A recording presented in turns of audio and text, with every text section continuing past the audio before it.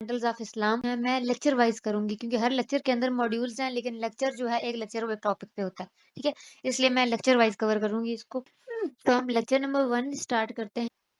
इसमें जितने मेरे से एमसीक्यूज मतलब मुझे लगता है बनेंगे, एक तो मैं आपको साथ साथ डिस्क्राइब भी करती जाऊंगी और कुछ मैंने यहाँ पे उनको जो है वो हाईलाइट भी कर दिया है। ठीक है, ताकि अगर आप सिर्फ हैंड आउट से भी देखो तो आपको पता हो कि हाँ मुझे ये चीज रीड करनी है। जब आप इस वीडियो के अलावा भी इसे रिवाइज करेंगे तो आपको मतलब पेपर से पहले आप इसे रिवाइज करते हैं तो आपको पता होगा कि इन इन चीजों को मुझे रिवाइज करके जाना है। तो सबसे पहली चीज़ जो यहाँ पे मैंने की है कि इस्लाम की, क्योंकि फंडामेंटल्स ऑफ इस्लाम है, तो सबसे पहले इस्लाम के बारे में यहाँ पे क्या कि इस्लाम जो है वो दूसरे रिलीजन से मुख्तलिफ क्यों है। इस्लाम has a distinct and unique identity, किस वजह से? Due to it's principles, rules and flexible laws. ठीक है, क्योंकि अब एमसीक्यूज बेस आपका पेपर है तो मुझे एमसीक्यूज ही आपको बताने हैं जो आ सकते हैं ज़्यादा से ज़्यादा। उसके अलावा कि जो हमारे इस्लाम की इस्लामी शरीयत का जो कानून है, द इस्लामी शरिया लॉ है, is not based on customs and traditions. ये कस्टम्स और ट्रेडिशंस पे नहीं बना हुआ बल्कि किसी भी मतलब खास कौम के, बल्कि it is based on the principles of nature on which human is created. कि मतलब जिस नेचर पर, जिस फितरत पर इंसान को पैदा किया गया है उस फितरत के हिसाब से हैं इस्लामिक शरीयत के कानून। और उसके बाद वो आखिरी जो यहाँ से बनता है वो कहते हैं Islam is not just an ideology. इस्लाम सिर्फ एक नजरिया नहीं है but a complete and practical code of life. ठीक है, मकसद ये है कि सिर्फ आपने एक बार ये रीड किया होगा ना तो इसमें से, क्योंकि विजू वालों का यही है कि वो कहीं से भी एमसीक्यूज बना देते हैं, कोई भी हैंडआउट्स की लाइन उठा लेते हैं। आप लोगों का ये पेपर एमसीक्यूज बेस हो गया बट इट डजंट मीन कभी भी इसको लाइट मत लेना। ठीक है, क्योंकि वो ऐसी जगह से एमसीक्यूज उठा लेते हैं कि आपकी सोच भी नहीं होती, इसीलिए हमें डीपली रीड करना है इसको। नेक्स्ट आगे चलते हैं, the literal meaning of Islam. तो जो रूट वर्ड है इस्लाम का वो सालामा है। ठीक है, root word of Islam is सालामा। ठीक है, तो वो होली कुरान ने इस वर्ड को जबर के साथ भी इस्तेमाल किया है, जेर के साथ भी, यानी सालामा भी और सालिमा भी। अब इसका मीनिंग क्या है? Piece, harmony and security. ठीक है, ये चीज आपने याद रखनी है। बस इसे एमसीक्यूज के लिहाज से जितना मैं बोलती जा रही हूँ इतना आपने अपने ज़हन में रखना है। और मुझे ये नहीं लगता कि आयातें मुबारका आ सकती हैं पेपर में। एक आयत मुबारका से एमसीक्यूज बनाना थोड़ा सा मुश्किल है और बच्चों को वो मतलब इस में नहीं डालेंगे, आई डोंट थिंक सो। क्योंकि लेकिन फिर भी पहली बार है तो कुछ कह भी नहीं सकते, तो जो मुझे लगेगी वो मैं आपको बता भी दूंगी। लेकिन यहाँ से अभी फिलहाल मुझे नहीं लग रहा कि किसी आयत पे मतलब एमसीक्यूज बन सकता है। ठीक है, और उसके बाद यहाँ पे the chain of religion that started from हजरत आदम अलैहिस्सलाम, यानी जो मजहब की जो एक जंजीर शुरू हुई थी आदम अलैहिस्सलाम से, किस पे कंप्लीट हुई? सैयद कायनात हजरत मोहम्मद सल्लल्लाहु अलैहि वसल्लम पर कंप्लीट हुई। और उसके बारे में आयत मुबारक जैसे कि नीचे लिखी हुई है, अल-यौमा अकमलतु लकुम दीनकुम व अतममतु अलैकुम निअमती व रदीतु लकुम इस्लाम दीना।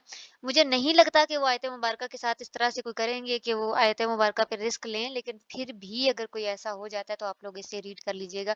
ये मतलब एक कॉमन आयत मुबारक थी बाकी आयत की निस्बत। इस लिहाज से मैं आपको बताती जाऊंगी जो मुझे लगेगी कि कॉमन है। बाकी यहाँ से आगे चलें अगर हम मजीद तो मॉड्यूल नंबर 2 की तरफ चलते हैं जिसमें इस्लामिक बिलीफ्स पे बात हुई है। तो there are 3 basic branches of religion. ठीक है, कितनी ब्रांचेस हैं? 3 है, फेथ, वर्शिप एंड अफेयर्स। ये भी आपका एमसीक्यूज है। उसके बाद लिटरल मीनिंग ऑफ बिलीफ पे अगर चलें तो beliefs are related to faith, ये एक अलग से हो सकता है। और उसके बाद बिलीफ जो लफ्ज है वो अरबिक के लफ्ज अक्द से निकला है। उसके बाद जो जिसका वर्ब क्या है? अकदा है। ठीक है, और इसका मतलब क्या होता है? टाई अ स्ट्रॉन्ग नॉट, यानी मजबूत गिरा बांधना और टाई अप या गिरा बांध देना। ठीक है, ये इसका मीनिंग है। आपके वैसे भी पेपर में जो है वो उर्दू में भी लिखा हुआ होगा, इंग्लिश में भी लिखा होगा, तो इस चीज़ का आपको एडवांटेज मिलेगा कि आपको अगर इंग्लिश में कोई चीज़ नहीं भी समझ में आया तो उर्दू में तो इस्लामियात आती ही होती है। उसके बाद अगर नीचे चलें तो नीचे जो मैंने हाईलाइट किया हुआ है वो है Islamic beliefs mean having a फिर्म belief and faith in अल्लाह। ठीक है, यानी इस्लामिक बिलीव्स में क्या क्या चीज शामिल है? अल्लाह ताला पर ईमान, हिज मैसेंजर्स उसके पैगंबरों पर ईमान, हिज एंजल्स उसके फरिश्तों पर ईमान, हिज बुक्स उसकी किताबों पर ईमान, द लास्ट डे आखिरत पर ईमान एंड डेस्टिनी और तकदीर पर ईमान। ठीक है, ये हमारे मेन बिलीव्स हैं, इस्लाम के बेसिक बिलीव्स है। तो यानी फेथ में तो ये चीजें शामिल होंगी, ये चीजें आप लोगों को पता है, बस हम पेपर के लिहाज से इनको रिवाइज करते जाएंगे। नेक्स्ट आगे चलें अगर जहां से, तो फिर है कि द बिलीफ ऑफ तौहीद। जो सबसे पहले अल्लाह ताला पर ईमान, अब उस चीज पे बात आ रही है। तो the first among Islamic beliefs is to have faith in तौहीद, तौहीद पर ईमान रखना। तौहीद क्या है? The word Towhid is derived from Arabic word वहद, वहद से निकला है ये लफ्ज, जिसका लिटरल मीनिंग है कि to which is to believe in oneness, किसी की यकताई पर ईमान रखना कि उसके अलावा और कोई नहीं है।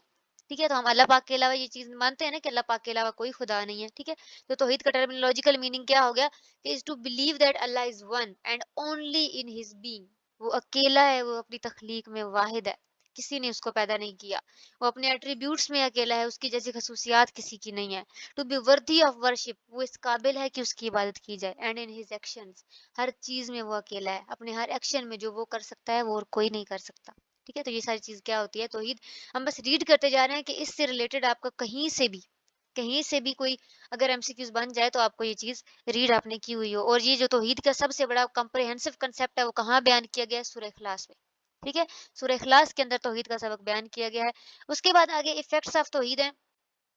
افیکٹس آف توحید میں ویسے مطلب نارملی نہیں مجھے لگتا کہ ایم سی کیوز بن سکتا ہے, بٹ یہ ہو سکتا ہے کہ جس طرح سے یہ پوائنٹس نیم ہے, اگر آپ ایک بار ان کو ریڈ کر لیں گے تو یہ ہوگا کہ اگر کوئی وہ پوائنٹ, مطلب یہ ہوتا ہے کہ these are all effects of توحید ایکسیپٹ ون. ٹھیک ہے, تو وہ باقی سارے یہی لکھے ہوں, کوئی ایک الگ سے لکھا ہو تو ہو سکتا ہے آپ کو اس طرح سے چوز کرنا پڑ جائے. تو ایک بار ان سب کو ریڈ کر لیجیے گا کہ کیا کیا ہوتا ہے توحید سے. توحید پر ایمان رکھنے کی وجہ سے انسان کی سیلف رسپیکٹ پروٹیکٹ ہو جاتی ہے, انسان کسی کے آگے جھکتا نہیں ہے کیونکہ اسے پتا ہے کہ صرف ایک ذات کے آگے جھکنا ہے. اس کے بعد ہمبلنس اینڈ ہیوملٹی آ جاتی ہے, انسان کے اندر عاجزی آ جاتی ہے جب وہ اسے یہ فیل ہوتی ہے کہ ہاں اس کے اوپر ایک طاقت ہے جس سے اس نے جواب دینا ہے. تو وہ جو negative feelings of pride arrogance جو چیز ہوتی ہے, یعنی انسان کے اندر جو غرور و تکبر ہوتا ہے وہ ختم ہو جاتا ہے. اس کے بعد اچیونگ پیس اینڈ کنٹینٹمنٹ, انسان کو ایک سکون فیل ہوتا ہے جب وہ اسے یہ فیل آتی ہے کہ ہاں میں ہر سچویشن میں ایک ذات کے پروٹیکشن میں ہوں, اپنے اچھائی اور برائی میں اس ذات کے پروٹیکشن میں ہوں, وہ میری شرگ سے زیادہ قریب ہے. جب یہ چیز انسان فیل کرتا ہے تو انسان پیس میں آ جاتا ہے. اس کے بعد بریوری اینڈ پرزروینس ہوتی ہے, انسان بریو فیل کرتا ہے کیونکہ جب اسے یہ بلیو ہوتا ہے کہ اللہ ہی ہے جس کے ہاتھ میں زندگی اور موت ہے, پروفٹ لاس ہر چیز اس کے ہاتھ میں, پھر وہ لوگوں سے ڈرنا چھوڑ دیتا ہے. اس کے بعد توکل ٹرسٹ کرنا انسان سیکھتا ہے. جب انسان کمپلیٹ ریلائی کرتا ہے اللہ پاک کے اوپر تو پھر وہ اسے اپنی ساری ایفرٹس کا انتظار صرف اللہ پاک پہ ٹرسٹ پہ چھوڑ دیتا ہے, اس وجہ سے اس میں ٹرسٹ بڑھتا ہے. اس کے بعد اوائڈنگ ایولز, جب اسے پتا ہوتا ہے کہ ایک دن مجھے اپنے رب کی ذات کو جواب دینا ہے تو وہ پھر برائیوں سے بچنے لگ جاتا ہے. تو یہ سارے افیکٹس کس چیز کے تھے؟ توحید کے افیکٹس تھے. تو یہ ایک بار آپ نے ریڈ کیے ہوں گے تو آپ کو پتا ہوگا کہ اس سے ہٹ کے اگر کوئی بھی آپشن لکھا ہوگا تو آپ نے اس کو فوراً سے ٹک کر لینا ہے کہ ہاں جی یہ افیکٹ میں سے نہیں ہے. نیکسٹ چلتے ہیں, دوسرا ہمارا ایمان تھا جی فیتھ ان اینجلز. تو فیتھ ان اینجلز, اینجلز کیا ہے کہ ملائکہ لفظ اس کے لیے عربک میں یوز ہوتا ہے اینجلز کے لیے. ملائکہ از ڈرائیوڈ فرام ورڈ ملک, ملک سے یہ لفظ نکلا ہے. اور اس کے پلورل دو ہوتے ہیں, ایک ہوتا ہے ملائکہ اور ایک ہوتا ہے ملائک. یہ آپ لوگوں کے ایم سی کیوز ہیں, اس کو یاد رکھنا ہے. ٹھیک ہے, اور یہ عربک کے ورڈز ہیں, ملائکہ, ملائک, ملک, یہ سارے عربک کے ورڈز ہیں, اور انگلش میں اس کا میننگ میسنجر, پیغام لانے والا ہوگا. ٹھیک ہے, اس کے علاوہ اس کا لیٹرل میننگ لکھا ہوا ہے کہ angels are the one creation, یہ وہ مخلوق ہے اللہ تعالیٰ کی, from all other countless creation, سب باقی سب میں سے ایک ہی ہیں, لیکن they are made from light, یہ نور سے بنے ہوئے ہیں, عام لوگوں کو نظر نہیں آ سکتے. ٹھیک ہے, نیکسٹ, اور اس میں سے اس طرح سے کچھ کرنے والا نہیں ہے. ایٹریبیوٹس اور رسپانسبلٹیز آف اینجلز لکھی ہوئی ہیں, تو کچھ مطلب ایسے ہیں مطلب کہ ہر ایک اینجل کو مختلف مختلف کام دیا گیا ہے. ٹھیک ہے, تو یہاں سے آپ نے تھوڑا سا یہ چیز یاد رکھنی ہے کہ کس اینجل کا کیا کام ہے. رضوان از دا گارڈین اینجل آف ہیون, جنت کا جو ہے وہ نگران ہے. اس کے علاوہ ملک, ملک از دا گارڈین اینجل آف ہیل. ٹھیک ہے, یہ چیز آپ نے یاد رکھنی ہے. حضرت جبرائیل علیہ السلام کیا کرتے تھے؟ وہی لے کے آیا کرتے تھے. کرامن کاتبین کا کیا کام ہے؟ وہ ہماری ڈیڈز لکھتے ہیں. منکر نکیر کیا کریں گے؟ وہ انسان سے گریو قبر میں سوال کریں گے. تو یہ جو مطلب 4 اینجلز, اس کے علاوہ جو فیمس اینجلز ہیں جو ہے وہ اسرائیل علیہ السلام, اسرافیل علیہ السلام. تو یہ آپ کو جو مین اینجلز ہیں اور ان کے کام یہ یاد رکھنے ہیں, ان میں سے کوئی بھی آ سکتا ہے, اس کے علاوہ اس میں سے کوشچن نہیں ہے. نیکسٹ اگر آگے چلیں تو نیکسٹ فیتھ ہے faith in holy books. Faith in holy books میں کیا ہے کہ وہ ڈیوائن بکس, وہ مقدس کتابیں جو اللہ پاک کی طرف سے آئی ہیں, وہ ساری ہولی بکس ہیں. تو وہ فیمس بکس کون کون سی ہیں؟ 4 ہیں, اور وہ 4 بکس کون سی کس نبی پر نازل ہوئی یہ آپ کو یاد رکھنا ہے. تورات موسیٰ علیہ السلام پر, زبور داؤد علیہ السلام پر, انجیل عیسیٰ علیہ السلام پر, اور ہولی قرآن سید کائنات حضرت محمد صلی اللہ علیہ وسلم پر نازل ہوئی. اور قرآن پاک کے علاوہ باقی ساری کتابوں کے مجموعے کو یا تو بائبل کہا جاتا ہے یا ہولی بک کہا جاتا ہے. اور یہ نظریہ یاد رکھیے گا کہ ہمارے ہاں موسٹلی صرف جو ہے وہ کرسچنز کی جو بک ہوتی ہے, لائک عیسیٰ علیہ السلام پہ جو نازل ہوئی, صرف ہم اس کو بائبل کہتے ہیں, حالانکہ ایسا نہیں ہے. حضرت محمد صلی اللہ علیہ وسلم پر نازل ہونے والی بک کے علاوہ باقی جتنی بکس ہیں ان کے مجموعے کو ہم نارملی بائبل کہتے ہیں یا ہولی بک کہا جاتا ہے. ٹھیک ہے, تو ان ہولی بکس کے 2 پارٹس ہیں, ایک ہوتا ہے اولڈ ٹیسٹامنٹ اور ایک ہے نیو ٹیسٹامنٹ. اولڈ ٹیسٹامنٹ میں مطلب وہ لیٹرز اور بکس شامل ہیں جو نبیوں پر نازل ہوئی حضرت عیسیٰ علیہ السلام سے پہلے, ان کو اولڈ ٹیسٹامنٹ کہیں گے. ٹھیک ہے, اور نیو ٹیسٹامنٹ 4 ہے, Mark, Matthew, Luke and John. اور یہ سارے آپ کو یاد رکھنے ہیں, یہ یاد رکھیے گا کیونکہ اس میں سے ایم سی کیوز بن سکتا ہے. تو یہ جو میں نے سارا یہاں پہ کیا ہے ہائی لائٹ, یہ سارا ہی امپورٹنٹ ہے, اس کو یاد رکھیے گا. بکس کے حوالے سے یہ انفارمیشن, 4 بکس کے نام, کس کس پہ کیا نازل ہوئی, پھر اس کے بعد جو باقی بکس یعنی قرآن پاک کے علاوہ باقی بکس کے مجموعے کو ہم بائبل کہتے ہیں، اور بائبل میں 2 حصے ہیں، ایک اولڈ ٹیسٹامنٹ ہے اور ایک نیو ٹیسٹامنٹ. یہ چیز آپ نے یاد رکھنی ہے، اولڈ ٹیسٹامنٹ میں کیا کیا چیزیں شامل ہے اور نیو میں کیا کیا شامل ہے. اس کے علاوہ یہ قرآن پاک کی کچھ خصوصیات لکھی ہوئی ہیں کہ قرآن پاک ایک محفوظ کتاب ہے، اس میں آج تک کسی نے کوئی چینجز نہیں کی. یہ تو ہمارے مین عقائد میں شامل ہے، یہ چیز آپ کو پتہ بھی ہے، پتہ بھی ہونی چاہیے. اس کے علاوہ لیونگ لینگویج کی عربک لینگویج ایک ایسی لینگویج ہے کہ اتنے سالوں کے بعد آج بھی یہ لیونگ لینگویج ہے. اس کے علاوہ یہ بک یونیورسل بک ہے، ساری دنیا کے ہر انسان کے لیے ہے. اس کے علاوہ اس میں پوری زندگی کے ہر شعبے میں آپ کو رہنمائی ملے گی، کمپلیٹ کوڈ آف لائف ہے. اس کے علاوہ یہ معجزات کی کتاب ہے، یعنی جس میں باقاعدہ چیلنج کیا گیا کہ تو بھی صورت میں مثلی، کوئی ایک صورت اس جیسی بنا کے دکھاؤ، ٹھیک ہے.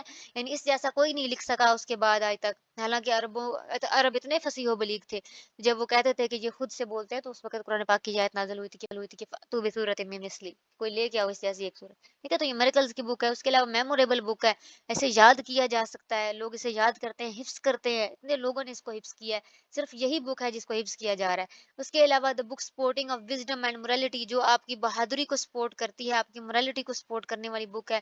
اس کے علاوہ سینسیبلٹی اور ورکیبلٹی پیدا کرتی ہے انسان کے اندر، انسان کو سوچنے پہ مجبور کرتی ہے، انسان کو پریکٹیکل بناتی ہے، ہر چیز کی پریکٹیکلی مطلب چیزوں کو سامنے لانے والی بک ہے. اور اس کے علاوہ اس کے بارے میں کیا ہے کہ یہ لاسٹ بک ہے. اسی بک کے ساتھ، اسی دین کے ساتھ ہمارا دین مکمل ہو گیا تھا. الیوم اکملت لکم دینکم. یہ آیت مبارکہ امپورٹنٹ ہے، یہ یاد رکھیے گا، کافی بار یہ کوٹ ہو رہی ہے. نیکسٹ ہمارا فیتھ کیا ہوتا ہے جی؟ فیتھ ان ہولی پروفٹس، رسالت کا پر ایمان، یعنی کہ سارے نبیوں پر. Prophets and messengers are both plural form of the word prophet and messenger, ٹھیک ہے. پروفٹس اینڈ میسنجر، یعنی پروفٹ کا جو ہے وہ پلورل پروفٹس ہوگا، اور میسنجر کا میسنجرز، یہ دونوں کے پلورل لکھے ہوئے ہیں. اور اس کے بعد لٹرل میننگ آف نبی از انفارمر، ٹھیک ہے، انفارم کرنے والا. رسول کا مطلب ہوتا ہے میسج بیئرر، یہ بھی پیغام لانے والا، ٹھیک ہے. لیکن الگ الگ سے انہوں نے لکھا ہوا ہے، الگ الگ سے یاد رکھیے گا.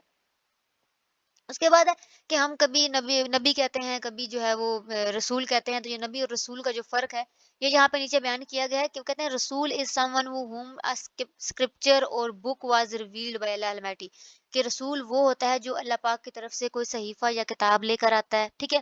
someone who brought a completely new law that no prophet has presented before، یعنی اور ایک ایسا پورا شریعت، ایک ایسی پورے قانون لے کے آتا ہے جو اس سے پہلے کوئی نبی نہیں لے کے آیا ہوتا، ٹھیک ہے. دیٹ دا شریعہ may not be completely new، ظاہر سی بات ہے وہ نیا لانے کا مطلب یہی ہوتا ہے کہ پہلے ابھی تک شریعت کمپلیٹ نہیں ہوئی تھی، ٹھیک ہے. But it will be totally new for the nation it which presented to, یعنی جس نیشن کو یہ پریزنٹ کی جاتی ہے وہ شریعت جو وہ لے کے آتا ہے، ان کے لیے وہ بالکل نیو ہوتی ہے. یہ رسول ہے، یعنی مینلی رسول کیا ہوتا ہے کہ جو کتاب اور شریعت دونوں لے کر آتا ہے، ٹھیک ہے. جبکہ نبی کون ہوتا ہے؟ نبی از the one upon whom the revelation was revealed whether he brought the new شریعت or an old one or the whom no book has been revealed، یعنی جس پر بک نازل نہیں ہوتی، جو کوئی کتاب لے کر نہیں آتا لیکن وہ پہلے سے موجود شریعت کا درس دیتا ہے، یا کوئی شریعت کی کچھ نیو قانون تو لے کے آتا ہے، یا پھر ہو سکتا ہے کہ پچھلے ہی ہوں لیکن وہ صرف ان کی اللہ پاک کے آرڈر کو آگے پھیلاتا ہے جو پہلے سے پھیل رہا ہوتا ہے، ٹھیک ہے. یہ فرق ہے نبی اور رسول میں. یعنی ہر نبی تو کتاب لے کے نہیں آیا تھا نا، ٹھیک ہے. تو وہ نبی یعنی کہ ہر نبی رسول تو ہوتا ہے، ٹھیک ہے. ہر رسول نبی ہوتا ہے پر ہر نبی رسول نہیں ہوتا. رسول وہ ہیں جو کتابیں لے کر آئے، شریعت لے کے آئے. نبی وہ ہیں، ویسے تو 1,24,000 انبیاء ہیں نا، تو 1,24,000 انبیاء سب کے سب کتابیں تو نہیں لے کے آئے تھے، کتابیں تو صرف 4 پہ اتری. تو وہ 4 رسول ہیں، باقی سارے نبی ہیں. یہ فرق یاد رکھیے گا، MCQs میں آ سکتا ہے. نیکسٹ ہمارا اس کے بارے میں یہاں پہ میں نے اور کیا ہائی لائٹ کر دیا، یہ ہے مین ایکوائرز نالج تھرو 5 سینسز. انسان جو علم حاصل کرتا ہے وہ 5 سینسز سے حاصل کرتا ہے، دیکھنے سے، سننے سے، ٹچ کرنے سے، ٹیسٹ کرنے سے، فیل کرنے سے. لیکن کچھ چیزیں ایسی ہوتی ہیں جو انسان انٹلیکچولی جو ہے وہ نہیں کر سکتا، اور وہی چیزیں جو اللہ تعالیٰ کی طرف سے ہوتی ہیں انہی میں سے ہے یہ رسالت بھی. اس چیز کی بات ہو رہی ہے. باقی یہ ہے کہ یہ 5 سینسز سے انسان نالج حاصل کرتا ہے، یہ چیز یاد رکھیے گا MCQs کے لحاظ سے. اور اس میں سے کچھ نہیں آئے گا آئی تھنک. کریکٹرسٹکس ہیں میسنجرز کی، پیغمبروں کی، کہ وہ انسان ہوتے ہیں. اب تک جتنے نبی ہیں وہ سارے انسان تھے. اس کے علاوہ ان کو جو ہے وہ پروفٹ شپ جو ملی، یعنی جو پیغمبری ملی، وہ ان کی محنت سے نہیں ملی، اللہ پاک کی طرف سے گفٹ ہوتی ہے پیغمبری. اس کے علاوہ نیکسٹ چیز جو ہے وہ انوسینس، کہ سارے جو جتنے بھی پیغمبر اور رسول آئے وہ سارے ہی انوسینٹ تھے، معصوم تھے، ان سے گناہ نہیں ہو سکتا تھا، شیطان ان کے قریب نہیں آ سکتا. اس کے علاوہ نیکسٹ کیا ہے کہ منہود، منہود کا مطلب ہوتا ہے کہ اب تک جتنے پیغمبر آئے وہ سب کے سب مرد تھے، کوئی عورت پیغمبر بن کے نہیں آئی۔ اس کے بعد وردی آف اوبیڈینس کے سب کے بارے میں اللہ پاک کا یہ حکم تھا کہ ان کی اطاعت کی جائے، ان کی بات کو مانا جائے، یہ بھی جو ہے وہ ایک کوالٹی ہے پیغمبر کی۔ اس کے بعد ٹرسٹ وردینس اینڈ آنیسٹی، سب ہی قابل اعتماد اور ایماندار تھے، سارے ہی نبی۔ تو یہ کوالٹیز بیان کی گئی ہیں انبیاء کی، اور اس کے بعد پھر نبی پاک صلی اللہ علیہ وسلم کی بیان کی گئی ہیں کہ وہ ایک مکمل دین لے کر آئے، ان کی سنت کو، یعنی آج تک کسی نبی کی بک بھی سلامت نہیں رہی، اور ان کی تو ایون احادیث بھی الحمدللہ سلامت ہے، ان میں بھی کوئی چینجز نہیں آ سکے۔ کہ اس کے بعد پریکٹیکلٹی، یعنی ہر مطلب بہت سے لوگ ایسے ہوتے ہیں، بہت سے تھنکر فلاسفر ایسے ہیں جو بتاتے تو ہیں کہ یہ کرو وہ کرو، لیکن کبھی کر کے نہیں دکھایا۔ لیکن نبی کریم صلی اللہ علیہ وسلم دنیا کی واحد پرسنالٹی ہے کہ جو میسج دیا اس کو پریکٹیکلی کر کے بھی دکھایا، ٹھیک ہے۔ اس کے بعد کلمینیشن آف پروفیٹ ہوڈ، کہ آپ پہ آ کے نبوت کا سلسلہ ختم ہو گیا، خاتم النبیین ہیں آپ۔ تو یہ کچھ جو ہیں وہ بیسیکلی یونیک کوالٹیز نبی پاک صلی اللہ علیہ وسلم کی تھی۔ یعنی ان میں سے یہ ہے کہ ویسے ان میں سے کہیں سے بھی کوئی ایم سی کیو کنسیپچولی بن سکتا ہے نا، اس وجہ سے میں آپ کو ساتھ ساتھ یہ چیزیں بتاتی جا رہی ہوں، باقی جو میں نے ہائی لائٹ کیا ہے مینلی وہی ہے۔ اس کے بعد اگلا ہمارا ایمان کیا ہوتا ہے، faith in day of judgment, آخرت پر ایمان۔ تو لٹرل میننگ آف آخرت is that which comes later, بعد میں آنے والی، ٹھیک ہے۔ جو اس کا لغوی معنی ہے وہ کیا ہے، بعد میں آنے والی، that which comes at the end, یعنی جو آخر پہ آئے گی۔ اور ٹرمینولوجیکل میننگ کیا ہے کہ اس کا ٹرمینولوجیکل میننگ یہ ہے کہ اس چیز پر ایمان رکھنا، اس چیز پر یقین رکھنا کہ انسان ڈیتھ کے بعد دوبارہ سے اٹھے گا، ایک دن ہوگا ججمنٹ کا دن، ایک ادر لائف ہوگی جس میں انسان کو ریوارڈ یا پنش کیا جائے گا اس کے اچھے یا برے کاموں کے لیے، ٹھیک ہے۔ یہی چیز ہے اس میں، اور اس کے بارے میں یہاں پہ اتنا خاص کچھ نہیں ہے جو جس میں ایم سی کیوز بن سکے۔ آیات وغیرہ دی گئی ہیں، اور آیات میں مجھے نہیں لگتا کہ یہ لوگ کھیلیں گے اتنا، کہ وہی پھر نئی اسٹوڈنٹس کیپچر کر سکتے اور نہیں کریں گے یہ لوگ۔ اب اس کی بھی کچھ ایفیکٹس بتائے گئے ہیں کہ جب ہم آخرت پر ایمان رکھتے ہیں تو کیا ہوتا ہے۔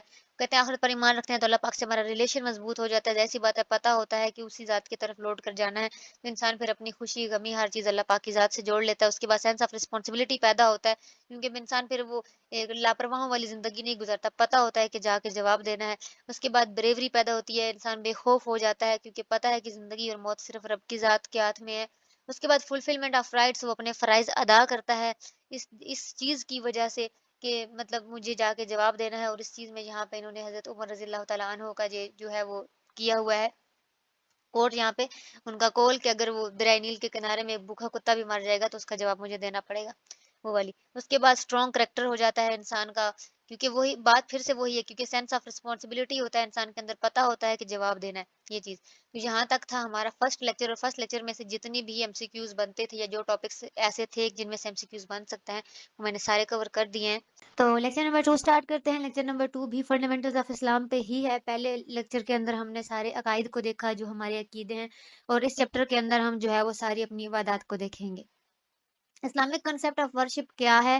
عبادت از این عربک ورڈ، عبادت کا لفظ ایک عربک زبان کا لفظ ہے جو کس سے نکلا ہے، عبد سے نکلا ہے، ٹھیک ہے۔ The word Abdul is a servant, ٹھیک ہے۔ عبد کا مطلب کیا ہوتا ہے، غلام۔ اٹ مینز سرویٹیوڈ، بندگی، کسی کی بندگی کرنا۔ دا میننگ آف عبد is a dictionary is also humbleness and humility, یعنی اس کا ڈکشنری میننگ کیا ہے، عاجزی اور انکساری بھی اس کا میننگ ہے۔ یہ سارے آپ کے ایم سی کیوز کوئی بھی بن سکتا ہے، اس کو اچھے سے ریڈ کر لیجیے گا۔ اس کا ٹرمینولوجیکلی میننگ کیا ہوگا کہ worship is the name of such an act which is performed to show respect and humility to someone while believing that he is a god، یعنی کسی کو خدا مانتے ہوئے اس کی رسپیکٹ شو کرتے ہوئے اس کے سامنے عاجزی شو کرتے ہوئے جو ایکٹس ہم کرتے ہیں اس کو عبادت کہتے ہیں۔ اور اسلام کے اندر مذہب اسلام کی جو عبادات ہیں وہ کون کون سی ہیں، پریئر، فاسٹنگ، زکوٰۃ اینڈ حج are the main important acts of worship, یہ ہیں جو۔ اس کے علاوہ جو ہمارے پاس ان حدیث these acts of worship were described as the main pillars of اسلام، یہ جو عبادات ہیں یہ اسلام کے بنیادی ارکان ہیں، بنیادی پلرز ہیں جس کے اوپر اسلام کی پوری بلڈنگ کھڑی ہوئی ہے، ٹھیک ہے۔ اسلام میں بیسڈ آن 5 پرنسپلز، 5 جو ہے ہمارے پرنسپلز ہیں، یہ 5 پرنسپل بھی یاد رکھنا ہے کہ to testify that none has the right to be worshipped but اللہ، اللہ کے علاوہ کسی کی عبادت نہیں کرنی۔ To offer the compulsory congregational prayers dutifully and perfectly, نمازوں کو ادا کرنا، فرض نمازیں ہیں جن کو پرفیکٹلی جیسے کہا گیا ویسے ہی ادا کرنا ہے۔ ٹو پے زکوٰۃ، زکوٰۃ ادا کرنا۔ ٹو پرفارم حج، حج ادا کرنا۔ اس کے بعد to observe fasting during the month of رمضان، اور رمضان کے روزے رکھنا۔ یہ 5 بیسک پرنسپلز ہیں، یہ عبادات کا جو ہے وہ یہ مین چیزیں ہیں جن کو ہم نے کرنا ہوتا ہے بینگ اے مسلم۔ اس کے بعد نیکسٹ جو ہے وہ اس میں یہاں پہ آئے گا منسٹسزم اور ایکٹیسزم. یہ ہوتا کیا ہے؟ اس کو رہبانیت کہا جاتا ہے. رہبانیت یہ ہوتی ہے کہ دنیا کی ہر چیز چھوڑ دینا، کہ بس عبادت عبادت عبادت، کوئی ورلڈلی افیئر نہیں، کسی کی خوشی کسی کی غمی میں شریک نہیں ہونا، کچھ نہ کرنا. تو یہ جو کنسیپٹ پایا جاتا ہے یہ بدھزم ایک جو ہے وہ بدھ مت کا جو ریلیجن ہے اس میں پایا جاتا ہے. تو جو ہے وہ بدھ مت کا جو ریلیجن ہے اس میں پایا جاتا ہے کہ جو لوگ بدھ مت میں ہوتے ہیں وہ ہر چیز چھوڑ دیتے ہیں، دنیاوی ہر چیز افیئرس کو چھوڑ دیتے ہیں، جبکہ اسلام جو ہے وہ اس چیز کی اجازت نہیں دیتا. تو یہاں پہ terminologically monasticism is to seek the truth through self sacrifice, خود کو قربان کر دینا، but also through the abundance of worship in the solitude of forest and desert. صحراؤں میں جنگلوں میں نکل جانا، ٹھیک ہے، keep away from the family life, family life چھوڑ دینا، ادر ورلڈلی افیئرس چھوڑ دینا، ہر چیز چھوڑ دینا. جبکہ کیا ہے کہ ان اسلام monasticism ہیز بین کنڈیمڈ، اسلام میں اس چیز کو منع کیا گیا ہے. ردر پرسن، جبکہ ایک انسان ہو لیوز ان دا ورلڈ، جو دنیا میں رہتا ہے، and spend his daily life seeking the pleasure of اللہ، اور اللہ کی رضا کے لیے اپنی زندگی گزارتا ہے، اپنا ہر کام کرتا ہے، وہ اللہ پاک کے نزدیک ہیز بین اپریشیٹڈ، وہ زیادہ اپریشیٹڈ ہے. ربانیت کو اسلام نے پسند نہیں کیا. ٹھیک ہے، تو یہ جو منسٹسزم ہے اس چیز کو بھی آپ نے یاد رکھنا ہے. اس کے علاوہ آگے جو ہے وہ عبادات شروع ہو رہی ہیں. نماز، نماز کیا ہے؟ نماز از دا پرشین ورڈ، یہ فارسی زبان کا لفظ ہے جس کا لٹری میننگ ہوتا ہے ٹو بو، جھک جانا. عربک میں جو ہے وہ پریئر از کالڈ صلات، پریئر نماز کو جو ہے وہ صلات کہا گیا ہے عربک میں، which literally means to pray، جس کا مطلب لغوی معنی ہے دعا کرنا. اس کے بعد the word salat is used for prayer in the Quran and حدیث، قرآن اور حدیث میں یہ جو نماز کے لیے بھی جو ہے وہ استعمال ہوا ہے لفظ، اور ویسے اس کا literal meaning دعا کرنا ہوتا ہے. اس کے بعد امپورٹنس ہے پریئر کی، تو the player is the fundamental element, بالکل بنیادی ایلیمنٹ ہے، بنیادی رکن ہے اسلام کا. اور وہ کہتے ہیں کہ اللہ پاک پر ایمان لانے کے بعد اور اس کے رسولوں پر ایمان لانے کے بعد اسلام کا سب سے امپورٹنٹ پارٹ نماز ہے. ٹھیک ہے، اور اس کے بعد صلاۃ was made obligatory on the occasion of ascension. اور یہ بھی آپ کو یاد رکھنا چاہیے کہ جو نماز فرض ہوئی تھی وہ جو ہے وہ معراج کے موقع پر فرض ہوئی تھی. یہ آپ کا MCQs ہے. اس کے بعد نیکسٹ اگر آگے چلیں تو the prayer is obligatory in all circumstances، یعنی باقی جتنی بھی ہماری عبادات ہیں وہ ہر حال میں obligatory نہیں ہے. ٹھیک ہے، زکوٰۃ اور حج ہے تو وہ امیروں پر ہے. ٹھیک ہے، اس کے بعد روزہ ہے تو وہ ہم بیماری میں اور ٹریولنگ میں چھوڑ سکتے ہیں. لیکن ایک واحد چیز نماز ہے جو ہر حال میں پڑھنی ہے. ٹھیک ہے، جو ہر حال میں ہم نے پڑھنی ہوتی ہے. تو یہ وہ ایک واحد ہے جو امیر غریب کچھ بھی نہیں دیکھنا کسی نے، یہ ایک واحد عبادت ایسی ہے کہ جو سب کے لیے اور سب نے کرنی ہے اور ہر حال میں کرنی ہے. اس کے بعد کہ لاسٹ ایڈوائز بھی پیارے نبی صلی اللہ علیہ وسلم کی یہی تھی کہ prayer and care for sleeves, اپنی نمازوں کا اور اپنے غلاموں کا خیال رکھنا. ٹھیک ہے، اور اس کے بعد اس کے بارے میں مین چیز کیا ہے کہ on the day of judgement the first account will be for prayer, کہ سب سے پہلے جو کوشچن ہوگا، جو پہلا جو جواب دہی ہوگی وہ نماز کے بارے میں ہوگی. یہ چیزیں ہمیں پتہ ہیں، بس ہم اپنے پیپر کے لحاظ سے اس چیز کو ایک بار بس دیکھتے جا رہے ہیں. اس کے بعد یہ بینیفٹس اور لکھی ہوئی ہیں افیکٹس پریئر کے کیا ہوتے ہیں، یہ چیز بس ایک بار آپ پڑھ لیجئے گا کہ مطلب prayer is the great means of obtaining Allah's help، اللہ تعالیٰ کی طرف سے مدد لینے کا سب سے آسان طریقہ ہے، سب سے جو ہے وہ بڑا طریقہ ہے یہ. ٹھیک ہے، اس کے بعد performance of 5 prayers protect a person from bad deeds and sins، گناہوں سے دور رکھتی ہے انسان کو نماز. اس کے بعد prayer an important role in making a personal punctual، انسان کو پابند بناتی ہے وقت کا. اس کے بعد prayer is also teaches equality، برابری سکھاتی ہے انسان کو. اس کے علاوہ prayer creates feelings of brotherhood and compassion within Muslims، لوگوں میں اخوت اور بھائی چارہ پیدا کرتی ہے، محبت پیدا کرتی ہے. تو یہ سارے کیا ہیں؟ ایفیکٹس ہیں نماز کے. نیکسٹ ہے زکوٰۃ. زکوٰۃ از ڈرائیوڈ فرام ورڈ زکا، زکوٰۃ سے نکلا ہے. لٹرل میننگ کیا ہے کہ از ٹو فلورش، بڑھنا، گرو کرنا، زیادہ ہونا، صاف کرنا. یہ سارے اس کے ورڈ لٹرل میننگ ہے. شریعت میں زکوٰۃ کا مطلب کیا ہے کہ ایوری مسلم ہو از صاحب نصاب، یعنی جو صاحب نصاب ہے اور دا پرسن آف مینز، جو صاحب ثروت ہے انسان، اس پر زکوٰۃ فرض ہوگی، وہ اپنے مال میں سے دے گا. زکوٰۃ کب فرض ہوئی؟ یہ چیزیں یاد رکھنی ہے. نماز کب فرض ہوئی، زکوٰۃ کب فرض ہوئی، روزہ کب فرض ہوا، حج، یہ ساری چیزیں یاد رکھنی ہے. نماز کب فرض ہوئی تھی؟ معراج کے موقع پر. زکوٰۃ کب فرض ہوئی ہے؟ یہ 2 ہجری میں فرض ہوئی تھی، جبکہ 9 ہجری میں یہ امپلیمنٹڈ ہوئی باقاعدہ سے. 2 ہجری میں اس کا حکم آیا تھا، جبکہ 9 ہجری میں باقاعدہ یہ امپلیمنٹ ہونا شروع ہوئی. زکوٰۃ کن کن چیزوں پہ دی جاتی ہے؟ زکوٰۃ is paid on gold, silver, merchandise یعنی آپ کی تجارت کا جو سامان ہوتا ہے، کیش، کیٹل اینڈ کراپس، فصلوں پہ ہوگی، آپ کے جانوروں پہ ہوگی، پیسوں پہ ہوگی، جو تجارت کا سامان ہوگا اس پہ ہوگی، اور سونے چاندی پہ ہوگی. ٹھیک ہے، اس کے بعد ریٹ آف زکوٰۃ بھی ہر چیز کا ڈفرینٹ ہے، الگ الگ ہے. ٹھیک ہے، جو زکوٰۃ ہم فصلوں پہ، کراپس اور فروٹس پہ لیتے ہیں اس کو عشر کہتے ہیں، اور عشر کا مطلب کیا ہوتا ہے؟ 10واں حصہ. ٹھیک ہے؟ اسی طریقے سے ہر چیز کی الگ الگ سے زکوٰۃ ہے۔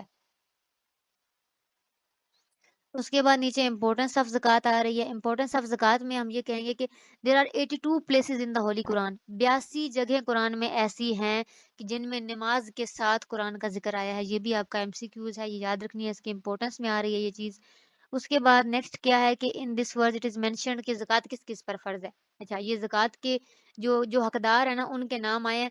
تو یہ آیت مبارکہ اوپر لکھی ہوئی آیت مبارکہ تو آپ نے نہیں کرنی یہ ساری، ٹھیک ہے، لیکن یہ ایک بار آپ پڑھ لیجئے گا کہ کون کون سے زکوٰۃ کے حقدار ہیں، کیونکہ یہ آپ کا ایم سی کیوز بن سکتا ہے۔ کوئی ایک الگ سے لکھا جا سکتا ہے کہ آپ کو بتانا ہوگا کہ وہ نہیں ہے، یا ہو سکتا ہے کہ باقی سارے الگ سے لکھے ہوں، کوئی ایک ان میں سے لکھا اور آپ کو بتانا پڑے کہ کون کون ہوتے ہیں، ٹھیک ہے۔ تو جو ہے فقراء، مساکین، زکوٰۃ جمع کرنے والے، اس کے بعد جو ہے وہ سلیوز، قرض دار، یہ سارے ایک بار آپ نے ریڈ کر لینے ہیں کہ کون کون سے جو ہیں وہ زکوٰۃ، اور مسافر، یعنی وہ مسافر جو جس کا پاس کوئی پیسہ نہ ہو، کچھ بھی نہ ہو، جس کا سب کچھ کھو چکا ہو، تو اس کو بھی آپ زکوٰۃ دے کے اس کی ہیلپ کر سکتے ہو۔ تو یہ 8 صارفین ہوتے ہیں زکوٰۃ کے جن پر زکوٰۃ اسپینڈ کی جا سکتی ہے، ٹھیک ہے۔ اور اس کے بعد فرق ہے فقیر اور مسکین کا۔ اوپر فقراء اور مساکین لکھا ہوا ہے نا، تو فقراء اور مساکین میں فرق کیا ہوتا ہے؟ فقیر is the person who has some wealth and means but it is not sufficient for his needs in life, یعنی فقیر وہ ہوتا ہے کہ جس کے پاس ہوتا ہے کچھ نہ کچھ، اس کے پاس پیسہ دولت ہوتی ہے، بٹ وہ اس کی ضروریات زندگی پورا کرنے کے لیے کافی نہیں ہوتی، اس کو فقیر کہتے ہیں، ٹھیک ہے۔ جبکہ مسکین وہ ہوتا ہے، مسکین is a person who does not have even the necessities of life, یعنی جس کے پاس بنیادی ضرورتیں یعنی روٹی کپڑا مکان بھی نہیں ہوتا، اس کو ہم مسکین کہتے ہیں۔ تو یہ آپ نے فرق یاد رکھنا ہے فقیر اور مسکین کا۔ نیکسٹ ہمارے پاس عبادت آتی ہے روزہ۔ Fasting is a Persian word, نماز بھی پرشین ورڈ تھا، فاسٹنگ بھی پرشین ورڈ ہے، یہ یاد رکھیے گا، ٹھیک ہے۔ عربک میں اس کے لیے لفظ الصوم یوز ہوا ہے، لٹرل میننگ ہوتا ہے ٹو اسٹاپ، رک جانا، ٹھیک ہے۔ جبکہ اس کا شریعت میں میننگ کیا ہے کہ سن سے جو ہے سن رائزنگ سے لے کے سن سیٹ تک ایٹنگ، ڈرنکنگ اور سیکچول ڈیزائر سے جو ہے وہ رک جانا کیا ہوتا ہے؟ صوم کہلاتا ہے۔ یہ کب فرض ہوا تھا؟ یہ جو ہے وہ 10 شعبان 2 ہجری کو روزہ فرض ہوا تھا۔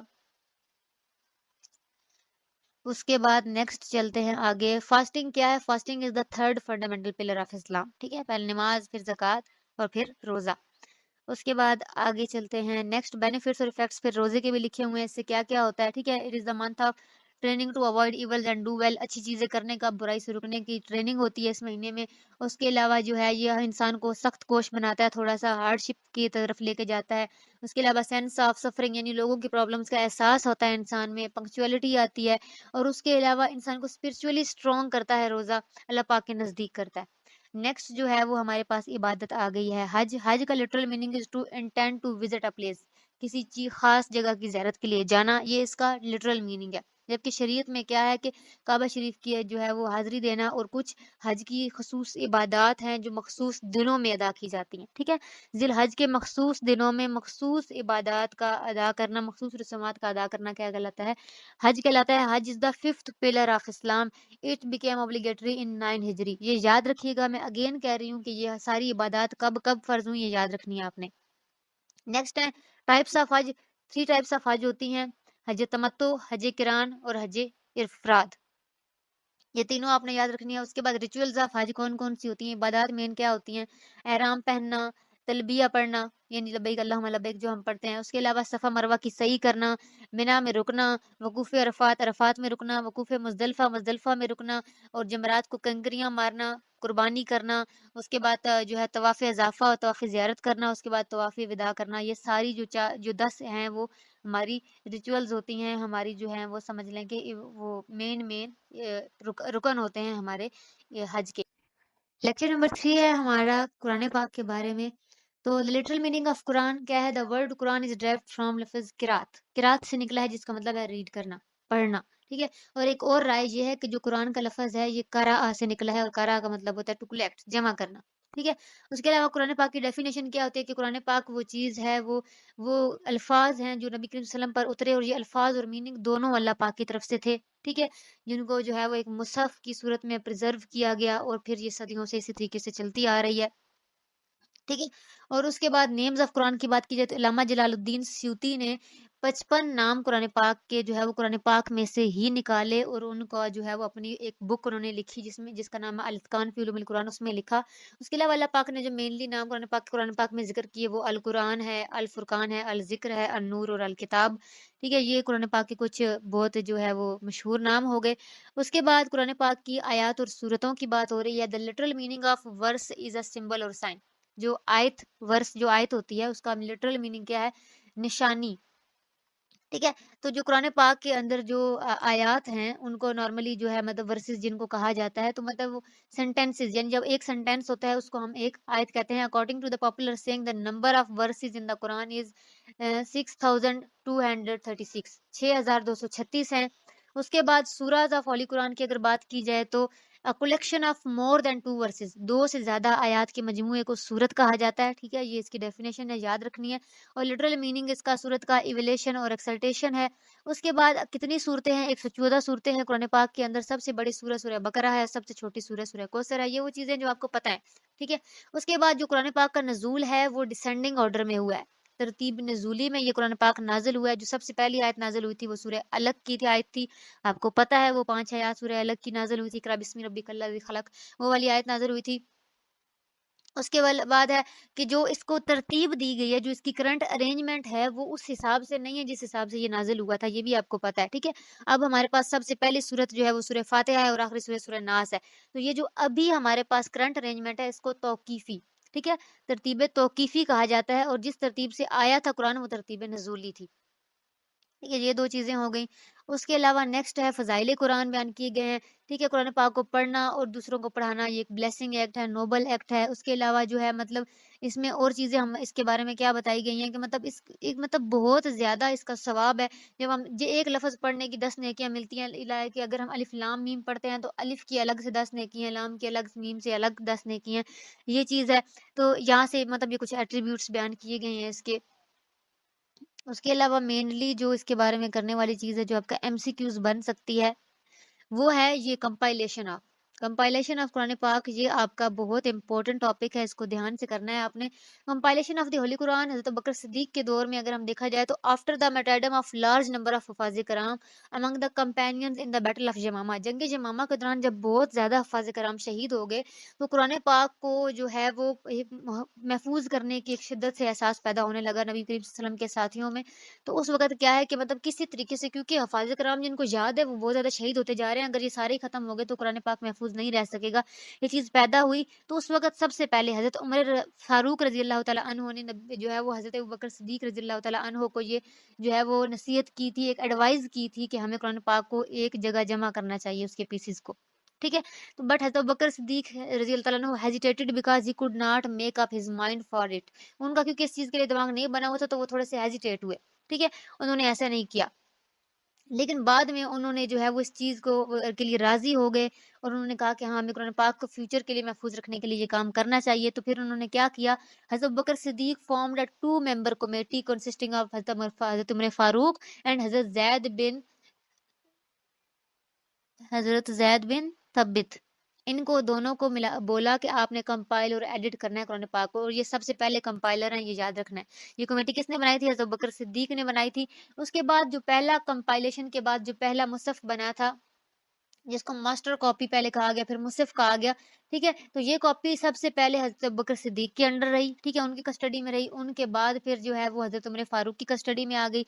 हज़रत उमर फारूक की जो शहादत के बाद ये हफ़्सा के पास रही। हज़रत हफ़्सा जो कि हज़रत उमर फारूक की बेटी थी। उसके बाद जो है वो उसके बाद जो है ये हज़रत उस्मान गनी के पास रही अनटिल जब तक वो खलीफा रहे, ठीक है? तो ये खिलाफत के दौर में यहाँ तक जो है वो कंपाइलेशन हुई और ये मुसहफ़ बना कुरान पाक, ठीक है?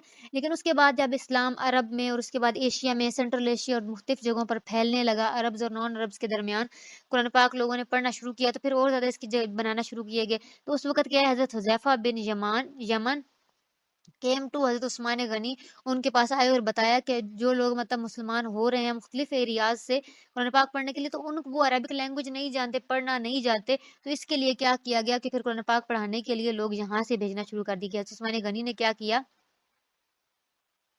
कि यहाँ से حضرت عثمان غنی formed 4 member committee for the collection of the قرآن. انہوں نے قرآن پاک کو اکٹھا کرنا شروع کر دیا. ٹھیک ہے, دوبارہ سے 4 کلیکشن.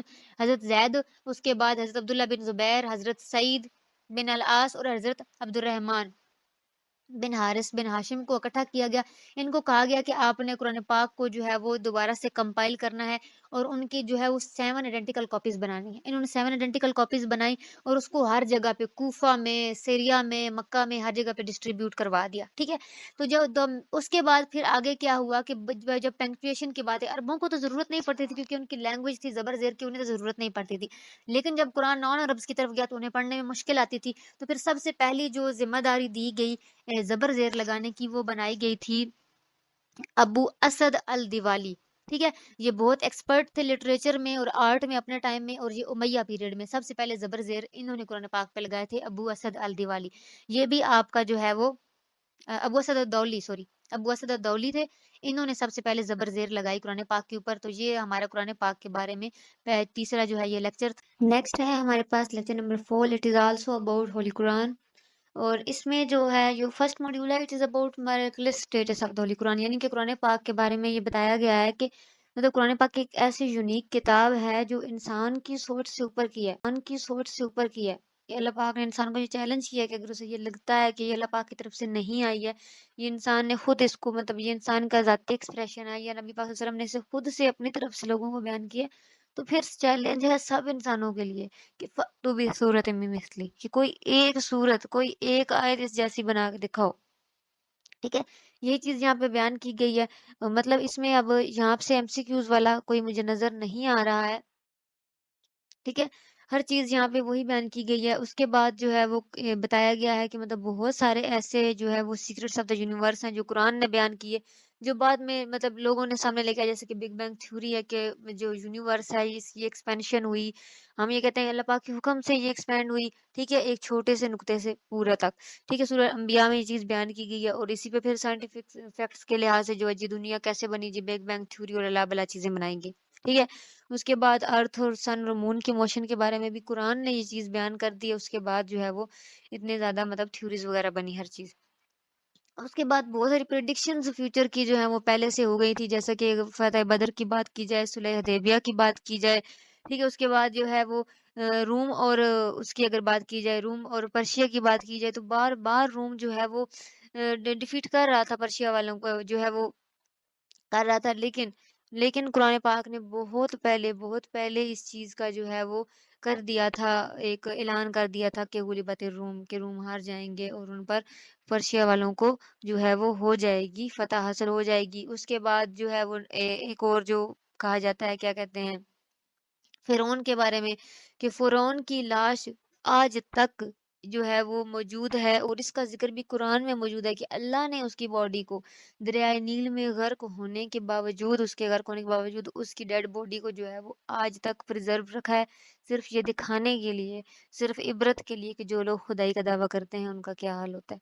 ٹھیک ہے, یہ چیز یہاں تک بیان کی گئی ہے. اس میں سے کنسیپچولی میں نے آپ کو بتا دیا یہاں پہ کیا ہے, باقی ایم سی کیوز اس لحاظ سے مجھے یہاں پہ کوئی نظر نہیں آیا. ٹھیک ہے, لیکن اگر کوئی کنسیپچولی بن گیا تو آپ کو پتہ چل جائے گا, آپ اس کا لکھ سکو گے. نیکسٹ ہے ہمارے پاس اس میں جو ماڈیول ہے وہ ہے تفسیر کے بارے میں. نبی جو قرآن پاک کی تفسیر ہے وہ کیا ہوتی ہے, تو لٹرل میننگ آف تفسیر از ٹو اوپن سم تھنگ, کسی چیز کو کھولنا, اور ایکسپلین اٹ کلیئرلی, یا کسی چیز کی وضاحت بیان کرنا ہوتا ہے. ٹھیک ہے, ٹیکنیکل میننگ کیا ہے کہ this is the science that deals with meanings, nuances, wisdom, rulings and problems of the قرآن, یعنی قرآن پاک کی جو پرابلمز ہیں, جو بھی الفاظ کے معنی وغیرہ ہیں, ان کو ایکسپلین کرنا, یہ اس کا ٹیکنیکل میننگ ہے تفسیر کا. تفسیر دو طریقے سے ہوتی ہے, ایک ہوتی ہے تفسیر بالماثور اور ایک ہوتی ہے تفسیر بالرائے. ٹھیک ہے, دو ٹائپس ہیں یہ تفسیر کی. تفسیر بالماثور وہ تفسیر ہوتی ہے جس کو ہم صرف یعنی قرآن پاک کی ایکسپلینیشن کرتے ہیں نبی پاک صلی اللہ علیہ وسلم کی احادیث کو دیکھ کے, ان کے ساتھیوں کے اقوال یا ان کے تابعین نے جو ہمیں اس کی ایکسپلینیشن دی ہوئی ہے ان آیات کی, صرف ان کو دیکھ کے کرتے ہیں. ٹھیک ہے, اور تفسیر بالماثور کی جو سب سے بڑی مثال ہے ہمارے پاس وہ ہے تفسیر بائے علامہ محمد بن تفسیر تبری بائے جریر تبری کی. ٹھیک ہے, ابن جریر طبری نے یہ لکھی ہے تفسیر طبری، یہ بالکل انہوں نے کیسے ہے کہ صرف احادیث اور جو ہے وہ ان کے بعد آنے والے تابعین تبع تابعین ان کے اقوال کے حساب سے صرف یہ کیا، اپنی ذات کا جو ایک ہوتا ہے نا اپنی طرف سے ایک بھی بندہ فیکٹ نہیں بیان کرتا، وہ نہیں ہے، ٹھیک ہے۔ جبکہ تفسیر بالرائے میں کیا ہوتا ہے، اٹ از تفسیر by the trustworthy and qualified person, ایک کوالیفائڈ پرسن یہ تفسیر لکھتا ہے، وہ انٹرپریٹس دا قرآن اکارڈنگ ٹو ہز انڈرسٹینڈنگ، ٹھیک ہے، وہ اپنی انڈرسٹینڈنگ کے مطابق لکھتا ہے کہ قرآن پاک کی باقی آیات سے یا احادیث سے یا نبی پاک صلی اللہ علیہ وسلم کے صحابہ کرام سے جو اسے سمجھ میں آتا ہے نا اپنے حساب سے، تو وہ اپنے حساب سے قرآن پاک کی تفسیر کہتا ہے، اس کو تفسیر بالرائے کہتے ہیں، ٹھیک ہے۔ اس میں کون سی آئے گی، تفسیر الکشف آ جاتی ہے بے علامہ زمخشری، ٹھیک ہے، یہ آپ نے ان کی ایگزامپلز بھی یاد رکھنی ہے، آپ کو ہو سکتا ہے یہ MCQs میں آ جائیں۔ اس کے بعد جو بیسٹ سورسز ہوتے ہیں کسی بھی قرآن پاک کی تفسیر کرنے کے لیے، یہ امپورٹنٹ ہے کہ 5 سورسز ہوتے ہیں بیسٹ۔ سب سے پہلے ہے قرآن اٹ سیلف، بہت ساری جگہ پہ ایسا ہے کہ قرآن اپنی آیات کی تفسیر خود کرتا ہے، یعنی ایک جگہ ایک آیت بیان کی گئی، اس کی تفسیر دوسری کسی صورت میں موجود ہوگی، ٹھیک ہے۔ اسی طریقے سے دوسری جو بہت بڑا سورس ہوتا ہے وہ احادیث نبوی ہیں۔ تیسرا جو ہے دو نبی کریم صلی اللہ علیہ وسلم کے صحابہ کرام کے اقوال ہیں۔ اس کے بعد چوتھا جو ہے وہ عربک لینگویج ہے، یعنی کہ اگر ہم لغت وغیرہ سے دیکھیں بہت ساری چیزیں لغوی معنی وغیرہ جب ہم دیکھ لیتے ہیں تو ہمیں قرآن پاک کی تفسیر سمجھ میں آ جاتی ہے۔ اور جو پانچویں ہے وہ ہمارے اسلامک شریعت کے قانون ہیں، جب ہم ان کو دیکھ لیتے ہیں تو قرآن کی ہمیں آیات کی سمجھ آ جاتی ہے۔ یہ 5 بیسک سورسز ہوتے ہیں قرآن پاک کی تفسیر کرنے کے، اور جب بھی کوئی مفسر تفسیر کرتا ہے تو اسے یہ پانچوں چیزوں کو جو ہے وہ دھیان میں رکھ کے تفسیر کرنی پڑتی ہے، ٹھیک ہے۔ اس کے بعد بھی یہاں پہ جو ہے وہ یہی باتیں ہو رہی ہیں، نیکسٹ اس میں ایسا بھی کچھ نہیں ہے۔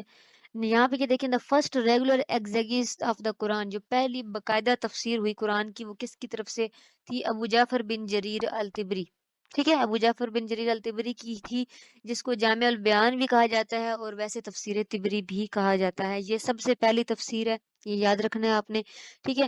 اور یہاں پہ دوبارہ سے the following the qualification required in exegete, کہ جب ایک مفسر تفسیر کرتا ہے تو اس کا کس حد تک جو ہے وہ مطلب کیا کیا اس کو آنا چاہیے، تو اسے سب سے پہلے تو ماہر ہونا چاہیے عربک لینگویج کے رولز اور گرامرز کا، ٹھیک ہے۔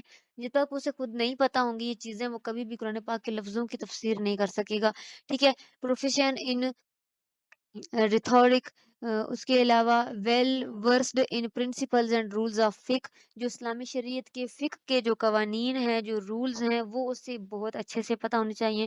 پروفیشنٹ ان حدیث اینڈ اٹس سائنسز، احادیث کا علم اسے اچھے سے ہونا چاہیے، احادیث کے راویوں کا علم، کون سی حدیث جو ہے وہ صحیح ہے کون سی نہیں ہے، تاکہ جب وہ کسی حدیث کی روشنی میں قرآن پاک کی تفسیر کرے تو اسے پتہ ہو کہ میں کون سی احادیث کو یوز کر رہا ہوں۔ Well acquainted with the biography of the holy prophet صلی اللہ علیہ وسلم، اور نبی کریم صلی اللہ علیہ وسلم کی زندگی کے بارے میں اس سے اچھا نالج ہونا چاہیے۔ یہ 5 چیزیں جس انسان کے پاس ہوں، ان کی کوالیفیکیشن ہو، وہی انسان صرف ایک اچھا مفسر ہو سکتا ہے۔ یہ تھا ہمارا چوتھا لیکچر، یہ ہمارا لیکچر نمبر 5 ہے، it is also about holy Quran and its sciences, قرآن پاک اور اس کی تعلیمات کے بارے میں۔ اس چیپٹر میں جو مینلی بات کی گئی ہے وہ بات کی گئی ہے کہ نبی کریم صلی اللہ علیہ وسلم کی رسپیکٹ کی کتنی امپورٹنس ہے، اس کے بعد جو قرآن پاک اور سنت کی جو سپیریورٹی ہے، جب ان پہ کوئی حکم آ جائے تو اس پر پھر ہم اپنی رائے کا اظہار نہیں کر سکتے، بات وہیں ختم ہو جاتی ہے، فیصلہ اسی کے مطابق ہونا چاہیے، ٹھیک ہے۔ And the significance of remembering اللہ، اور اللہ پاک کو یاد رکھنے کی جو اہمیت ہے، اس چیز کی بات ہو رہی ہے، ٹھیک ہے، قرآن پاک کی تعلیمات کی کیونکہ بات ہو رہی ہے تو یہاں پہ آگے پھر ایکسپلینیشن میں بھی یہی چیز چل رہی ہے ساری اس ماڈیولز کے اندر، اتنے جتنے اس چیپٹر کے اندر ماڈیول ہے، جتنی آیات بیان کی گئی ہیں، کہ مطلب وہ لوگ جو مطلب نبی کریم صلی اللہ علیہ وسلم کے سامنے اپنی آواز کو نیچے رکھتے ہیں، ٹھیک ہے، اور مطلب اور اللہ تعالیٰ نے مطلب ان کے دلوں میں جو تقوی کے لیے مطلب تقوی کا جو امتحان ہے وہ لیا، تو ان سب کے لیے گریٹ ریوارڈ ہے، ٹھیک ہے۔ صرف نبی کریم صلی اللہ علیہ وسلم کے سامنے آواز نیچی رکھنے کا، ایٹیکیٹ سے بات کرنے کا اتنا بڑا جو وہ ہے وہ اجر بیان کیا گیا کہ ان کے لیے مغفرت اور اجر عظیم ہے، ٹھیک ہے۔ اس کے علاوہ جو مطلب ایک یہ بھی واقعہ ہوا تھا کہ مطلب کوئی آئے تھے قبیلہ شاید نبی پاک صلی اللہ علیہ وسلم سے ملنے کے لیے، کوئی قافلہ آیا تھا اور انہوں نے باہر سے ہی آپ کو بلانا شروع کر دیا تھا، اس وقت سورہ حجرات کی یہ آیت نازل ہوئی تھی کہ جو لوگ مطلب کمروں کے باہر سے بلاتے ہیں وہ عقل نہیں رکھتے، یعنی کہ باقاعدہ اس بات پہ آیات مبارکہ نازل ہوئی ہیں کہ نبی کریم صلی اللہ علیہ وسلم کی کتنی رسپیکٹ کرنی ہے، ان سے کس طرح سے بات کرنی ہے، ان سے ان کی آواز سے اونچی آواز نہیں کرنی، تحمل سے بات کرنی ہے، یہ سارے ایٹیکیٹس یہاں پہ بیان کیے گئے ہیں مینلی۔ اور یہاں پہ اور مطلب لائک آپ لوگوں کے MCQs کے حساب سے ایسا کچھ نہیں لکھا ہوا یہاں پہ، ٹھیک ہے، اسی چیز کی ایکسپلینیشن یہاں پہ بیان کی گئی ہے۔ اور اس کے علاوہ دوسرے ایٹیکیٹس کی یہاں پہ بات کی جائے تو یہاں پہ بتایا گیا ہے کہ مطلب جب تمہارے پاس کوئی خبر لے کے آئے، کوئی بات لے کے آئے، تو اس کی پہلے جو ہے وہ ہمیں اس کو کلیریفائی کر لینا چاہیے۔ یہ نہ ہو کہ کوئی کسی کے بارے میں بات کرے اور آپ جاہل لوگوں کی طرح دوڑ پڑو اس کی طرف، نہیں، بلکہ پہلے اس کو جو ہے وہ اچھے سے ویریفائی کر لو کہ از اٹ رائٹ اور ناٹ، ٹھیک ہے؟ اور اس کے علاوہ جو ہے وہ لوگوں کو برے نام سے نہیں بلانا چاہیے، غلط طریقے سے۔ یہ سارے ایٹیکیٹس لکھے ہوئے ہیں یہاں پہ، ان آیات مبارکہ میں یہی تفسیر ہے، ٹھیک ہے؟ جن کو میں جو یہاں پہ آیات لکھی ہوئی ہیں ان کی تفسیر یہی ہے۔ اس کے بعد دو لوگوں میں جھگڑا ہو جائے تو ان میں صلح کرا دینی چاہیے، ٹھیک ہے؟ اور انصاف سے کام لینا چاہیے۔ یہ سارے ایٹیکیٹس یہاں پہ بیان کیے گئے ہیں۔ اور اس کے علاوہ یعنی کسی کا مذاق اڑانا بہت بری بات ہے، مذاق نہیں اڑانا، برے ناموں سے نہیں بلانا چاہیے کسی کو۔ اور اس میں یہاں پہ یہ تھوڑی سی بیان کی گئی ہے کہ ایجوکیشن ان سوشل ایٹیکیٹس، یعنی معاشرے میں معاشرتی ایٹیکیٹس کی جو تعلیم ہے از اسینشیل، بہت ضروری ہے to creating a peaceful society. اگر ہمیں امن سے کسی معاشرے میں رہنا ہے تو اس کے لیے ضروری ہے کہ وہاں رہنے والے لوگوں کو سوشل ایٹیکیٹس آتے ہوں۔ اور یہاں پہ ایک لفظ جو آیت مبارکہ میں ولا تلمزو، تلمزو جو لفظ استعمال ہوا ہے لمز، اس کا کیا مطلب ہوتا ہے؟ لمز means to find fault in an action, کسی کے کام میں کوئی نقص نکالنا، کسی انسان میں کوئی نقص نکالنا، جیسا کہ کسی کا مذاق بنانا، فلاں نے یہ پہنا ہوا ہے، فلاں ایسا چل رہا ہے، فلاں کی آنکھیں ایسی ہیں، یہ ساری چیزیں اس کی طرف اشارے کر کر کے باتیں کرنا، مذاق اڑانا، اس کو لمز کہتے ہیں، اور اس سے قرآن پاک نے سختی میں اسے منع کیا، ٹھیک ہے؟ اور اس کے علاوہ ہے لا تنابزوا بالالقاب، تو کسی کو برے ناموں سے پکارنا، تو نام دو طرح سے ہوتے ہیں۔ ایک ہوتا ہے کسی کا اچھا نام رکھنا ہے، گڈ ونز نام ہوتا ہے، لائک صدیق، فاروق، جیسا کہ نبی پاک صلی اللہ علیہ وسلم کے خلفاء کے نام رکھے گئے، ٹھیک ہے؟ عمر نام تھا نا، فاروق کا آ گیا، تو ان کی اچھائیوں کی وجہ سے، ان کی کسی نہ کسی کوالٹی کی بیس پہ ان کے یہ نام رکھے گئے۔ صدیق ہو گیا، عثمان غنی کو عثمان غنی اگر کہا گیا، تو یہ کون سے؟ یہ اچھے نام ہیں۔ لیکن یہاں پہ جن ناموں سے روکا گیا ہے ولا تنابزوا بالالقاب، وہ ہے بیڈ ونز، ٹھیک ہے؟ کسی کو غلط ناموں سے پکارنا، چور کہنا، یہودی کہنا، ایون کہ کافر کے منہ پہ بھی اسے کافر کہنے سے منع کیا گیا، کیونکہ اس سے اس کی دل آزاری ہوتی ہے، ٹھیک ہے؟ تو یہ بیڈ ونز، غلط ناموں سے پکارنا، اور یہ جو ہم لوگ نک نیمز ایسے رکھ دیتے ہیں جس سے سامنے والا ہرٹ ہوتا ہے، تو ان ساری چیزوں سے منع کیا گیا ہے۔ تو یہ ہمارا جتنا چیپٹر تھا، چیپٹر نمبر 5، یہ سارا اباؤٹ ایٹیکیٹس تھا۔ It is also about holy Quran and its sciences, قرآن پاک اور اس کی تعلیمات کے بارے میں، کیونکہ آپ کے میں نے یہ ہینڈ آؤٹس جو ہیں وہ بالکل آپ کے جو اس کے لیکچر ہیں نا، ایل ایم ایس کے لیکچر، ان سے لیے ہیں، کیونکہ آپ وہاں پہ ویسے اپڈیٹڈ ہینڈ آؤٹس اس کے نہیں مل رہے۔ تو لیکچر نمبر 5 میں جن ٹاپکس پہ بات ہوئی ہے اسی ٹاپک کو مزید ایگزیگریٹ کیا گیا ہے یہاں پہ، اور لیکچر نمبر 6 میں بھی ہمارے پاس ہینڈ آؤٹس وہی ہیں، یعنی کہ اگر آپ لیکچر دیکھو گے تو آدھا شاید اس میں بیان کیا گیا ہوگا لیکچر نمبر 5 میں، اور باقی جو ٹاپک رہ گیا ہوگا وہ لیکچر نمبر 6 میں کیا گیا۔ باقی میں نے آپ کو لیکچر نمبر 5 میں ہی کمپلیٹلی بتا دیا کہ اس میں کیا کیا بات ہوئی ہے، کہ نبی پاک صلی اللہ علیہ وسلم کی رسپیکٹ کرنے کی بات ہوئی ہے، اور رسپیکٹ صرف ان کے سامنے کرنے کی بات نہیں کہ صرف ان کے سامنے ہی آپ نے اونچی آواز میں بات نہیں کرنی، بلکہ it is also about that کہ آپ مدینہ شریف حاضر ہوئے تب بھی آپ کے دل میں یہی ادب ہونا چاہیے، ایون مطلب قیامت تک ان کے سامنے، ان کی مسجد میں، ہر جگہ پہ ہمارے پاس یہی ادب ہونا چاہیے کہ ہماری آواز کبھی بھی اونچی نہیں ہونی چاہیے۔ یہی وجہ کہا جاتا ہے کہ جب اذان وغیرہ ہو رہی ہو، درود پاک پڑھا جا رہا ہو، تو ہمیں چپ کر جانا چاہیے۔ تو بہرحال یہ ساری چیزیں جو میں آپ کو پہلے بتا چکی ہوں، 5th لیکچر میں جو بات ہوئی ہے وہی بات ہوئی ہے، ایٹیکیٹس کی بات ہو رہی ہے۔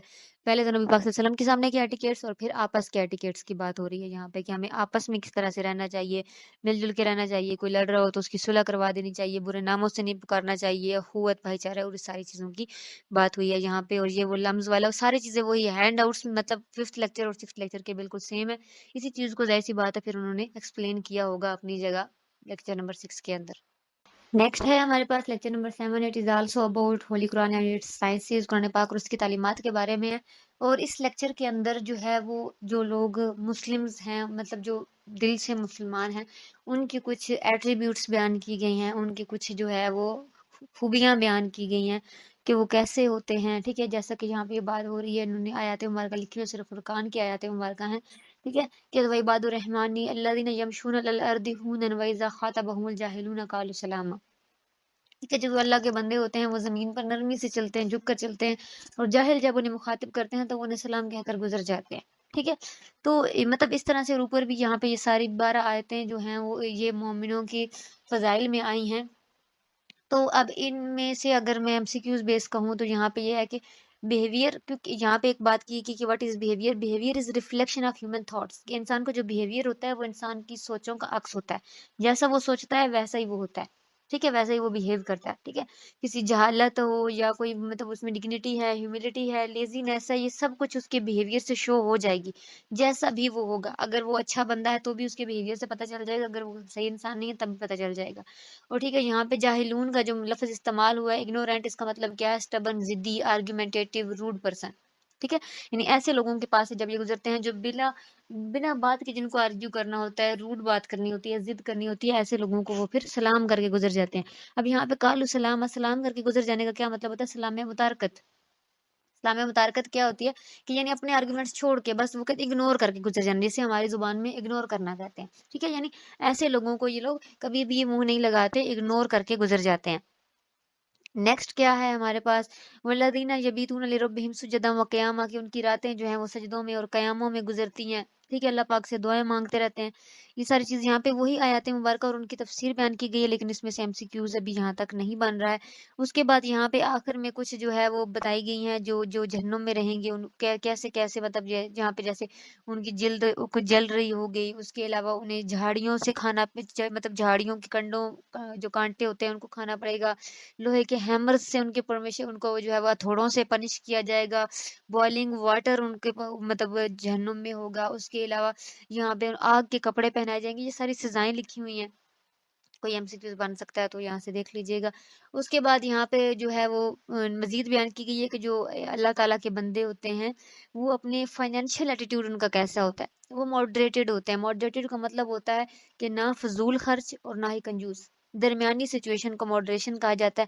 تو کہتے ہیں یہ بھی ایک اسلام کی خوبی ہے کہ وہ ہمیں ہر چیز میں، نہ صرف جو ہے وہ جو ہے وہ فائنینشیل چیزوں میں بلکہ عبادات میں بھی، ہر چیز میں وہ ماڈریشن کی جو ہے وہ ہمیں تعلیم دیتا ہے کہ ہمیں چاہے عبادات کا معاملہ ہو یا چاہے ہمارے معاملات ہوں باقی زندگی کے، ہمیں ماڈریٹڈ رہنا چاہیے، مناسب جو ہے وہ جتنا ایک ایوریج چیز ہوتی ہے نا، ایوریج کو لے کے چلنا چاہیے۔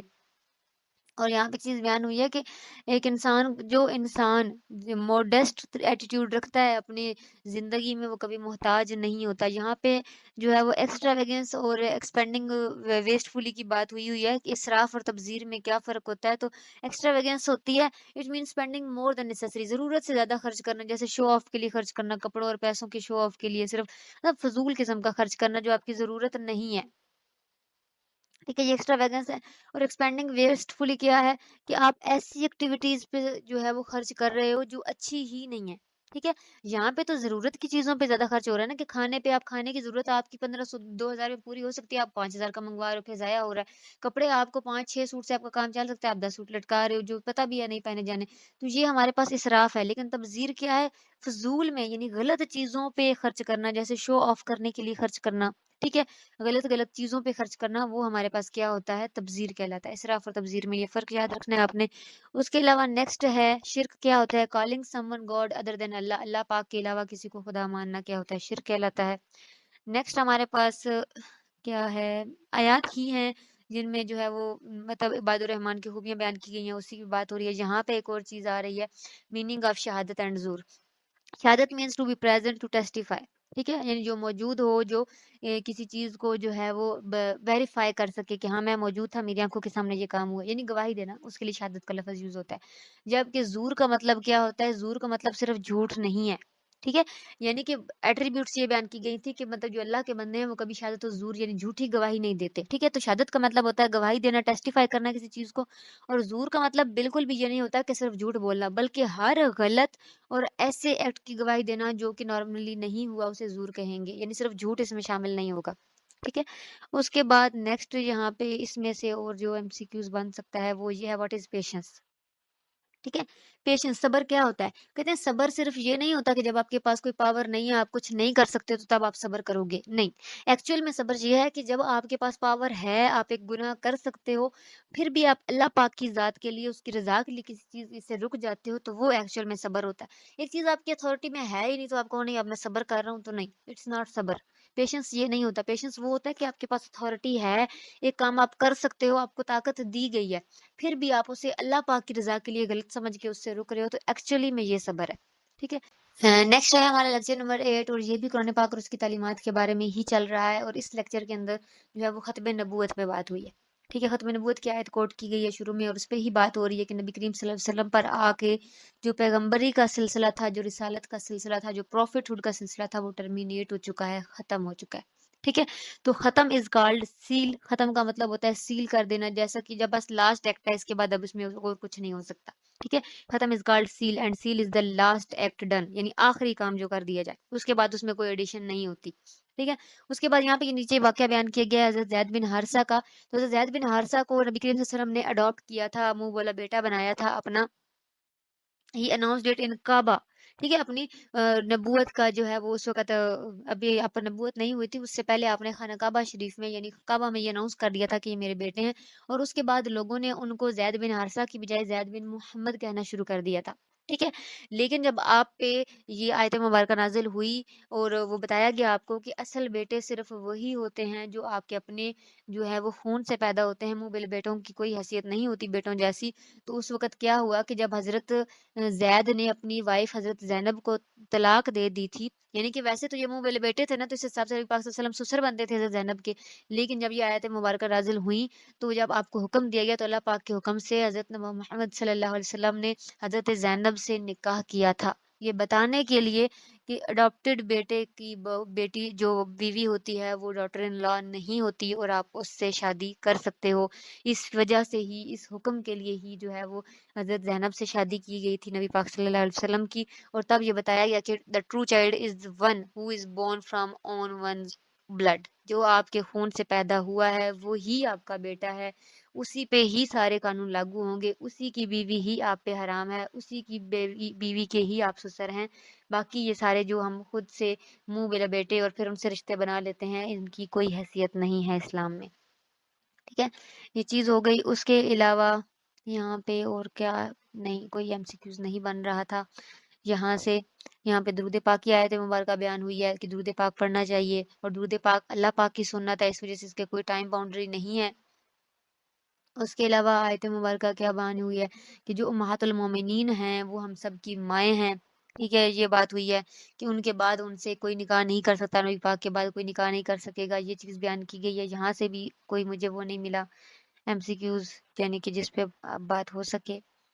اس کے علاوہ ہاں جی، 8th لیکچر کے اندر یہی چیزیں تھیں جو میں نے آپ کو ہائی لائٹ کر دی ہیں، جو میں نے آپ کو بتا دی ہیں، جن سے ایم سی کیوز بن سکتے ہیں. نیکسٹ ہے ہمارے پاس لیکچر نمبر 9، اور لیکچر نمبر 9 میں آپ کو شروع کرنے سے پہلے ہی بتا دوں کہ 9 اور 10th لیکچر دونوں آپ کے لیے بہت امپورٹنٹ ہوں گے ایگزام کے لحاظ سے. اور دوسرا یہ کہ نارملی ابھی تک ہم نے جو پڑھا اس کا موسٹلی سب کو پتا ہوتا ہے کہ مطلب اسلامیات کے بارے میں وہ بیسک سی چیزیں تھیں. ٹھیک ہے، لیکن یہاں پہ آگے تھوڑی سی کمپلیکیٹڈ چیزیں بھی آئیں گی جس کا نارملی بچوں کو نہیں پتا ہوتا، لائک تھوڑی سی ٹیکنیکل چیزیں آئیں گی، اس لیے اٹینٹیو ہو کے اس کو کرنا. اور اس میں سے ایم سی کیوز بھی بہت زیادہ بن رہے ہیں.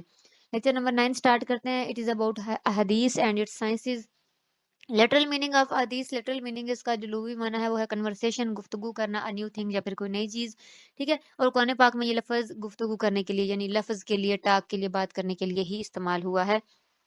ٹیکنیکل اس کا میننگ یہ ہے کہ جو حدیث کا علم رکھنے والے احادیث کے اسکالرز ہیں انہوں نے کہا ہے کہ hadith is refer to saying action and speech of the messengers of Allah, messengers of Allah. یعنی نبی صلی اللہ علیہ وسلم جو ہیں ان کی جس حالات میں بھی جو بھی انہوں نے بات کہی، جو کام کیا، جو انہوں نے پیغامات دیے، وہ ساری احادیث ہیں. ٹھیک ہے، اور اس کے بعد احادیث اور سنت کی بات ہو تو حدیث اینڈ سنہ آر سینونیمز. ٹھیک ہے، یہ دونوں جو ہے وہ ایک دوسرے کے سینونیمز ہیں، ایک ہی مطلب ہے دونوں کا، حدیث اور سنت کا. اس کے بعد ہے حدیث کی بیسک کائنڈز ہیں. یہاں پہ حدیث ہوتی ہے قولی، حدیث فعلی اور حدیث تقریری. حدیث قولی کیا ہوتا ہے کہ یعنی نبی کریم صلی اللہ علیہ وسلم نے جو بات کہی، ٹھیک ہے، جیسے کہ انما الاعمال بالنیات، یہ حدیث مبارکہ جب نبی کریم صلی اللہ علیہ وسلم نے کہی تو یہ حدیث قولی ہے. ٹھیک ہے، یعنی جو بات آپ نے کی ہو اس کو ہم حدیث قولی کہیں گے. حدیث فعلی وہ ہوتا ہے کہ جو نبی کریم صلی اللہ علیہ وسلم نے کام کر کے دکھایا ہو.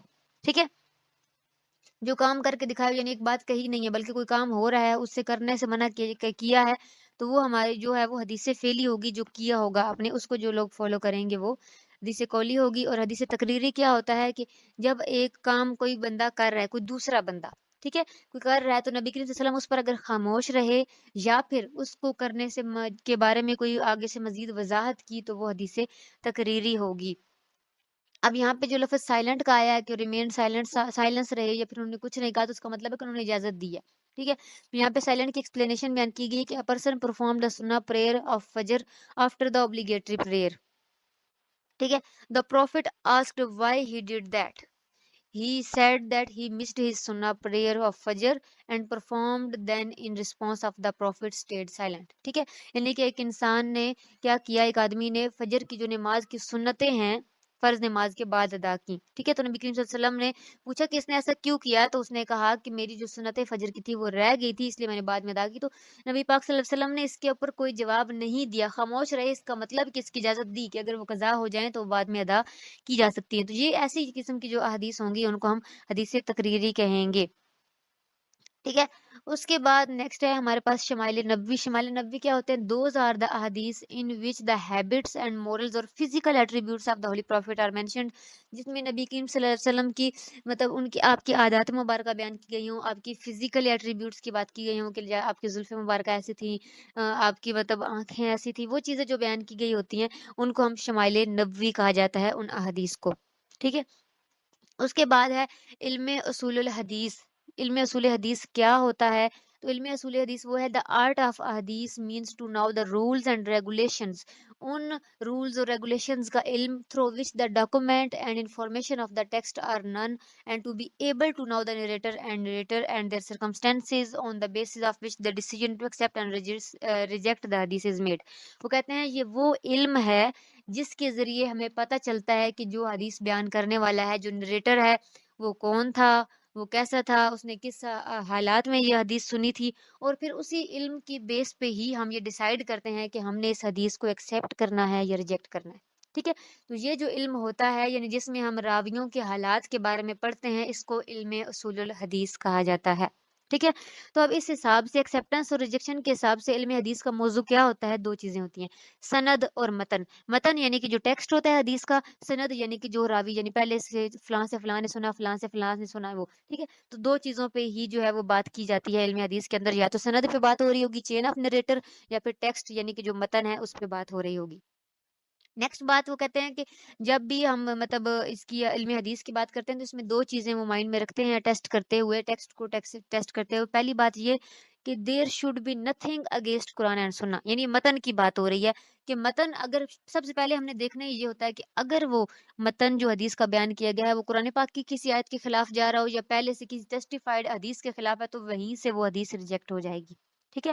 سب سے پہلی شرط یہ ہے کہ اس حدیث کا جو متن ہے وہ قرآن اور سنت کے خلاف نہیں ہونا چاہیے، اور دوسرا جو یہ ہے کہ there should be nothing against the established facts of knowledge and reason, یعنی وہ بیسک فیکٹس کے جو ہے وہ اس کے اگینسٹ بھی نہیں ہونی چاہیے، یعنی یہ جو بات یونیورسل ہے، یونیورسل ٹروتھ ہے، سب کو پتہ ہے، اس کے اگینسٹ بھی وہ ہوگی تو obviously پھر وہ ریجیکٹڈ ہوگی، ٹھیک ہے؟ اب وہ ایکسیپٹیڈ اینڈ ریجیکٹڈ حدیث کون کون سی ہوتی ہیں؟ ایکسیپٹیڈ حدیث دا حدیث وچ از obligatory to act upon it۔ Accepted حدیث جس حدیث کو مقبول حدیث کہہ دیا جاتا ہے، مطلب یہ ہوتا ہے کہ اس حدیث پر اب عمل کرنا لازمی ہو گیا ہے، اور ریجیکٹڈ حدیث کا یہ ہوتا ہے کہ اب اس حدیث پر آپ عمل کریں یا نہ کریں کوئی فرق نہیں پڑے گا، ٹھیک ہے؟ اسی بیس پہ اب ہم آگے احادیث کے بارے میں پڑھیں گے، ایکسیپٹیڈ اور ریجیکٹڈ حدیث۔ سب سے پہلے ایکسیپٹیڈ حدیث کی اقسام ہے۔ سب سے پہلی جو ایکسیپٹیڈ حدیث ہوتی ہے وہ ہوتی ہے صحیح لذات ہی، ساؤنڈ ان اٹ سیلف، ٹھیک ہے؟ حدیث جو ہے وہ صحیح لذات ہی، 5 ہوں گی یہ ٹوٹلی، آگے جا کے حدیث یہ بنے گی، ٹھیک ہے؟ صحیح لذات ہی کون سی حدیث ہوتی ہے؟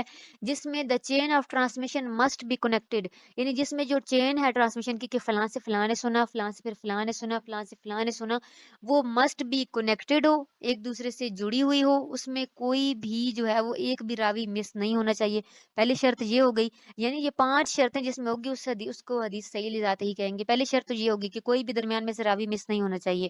دوسری ہے کہ every narrator in the chain of transmission must be righteous, یعنی وہ سچا ہونا چاہیے، اس سے کبھی کوئی گناہ یعنی کہ بڑے گناہ نہیں، چھوٹے موٹے گناہ تو انسان سے ہو جاتا ہے، ہمبل نیچر ہے انسان کی، ٹھیک ہے؟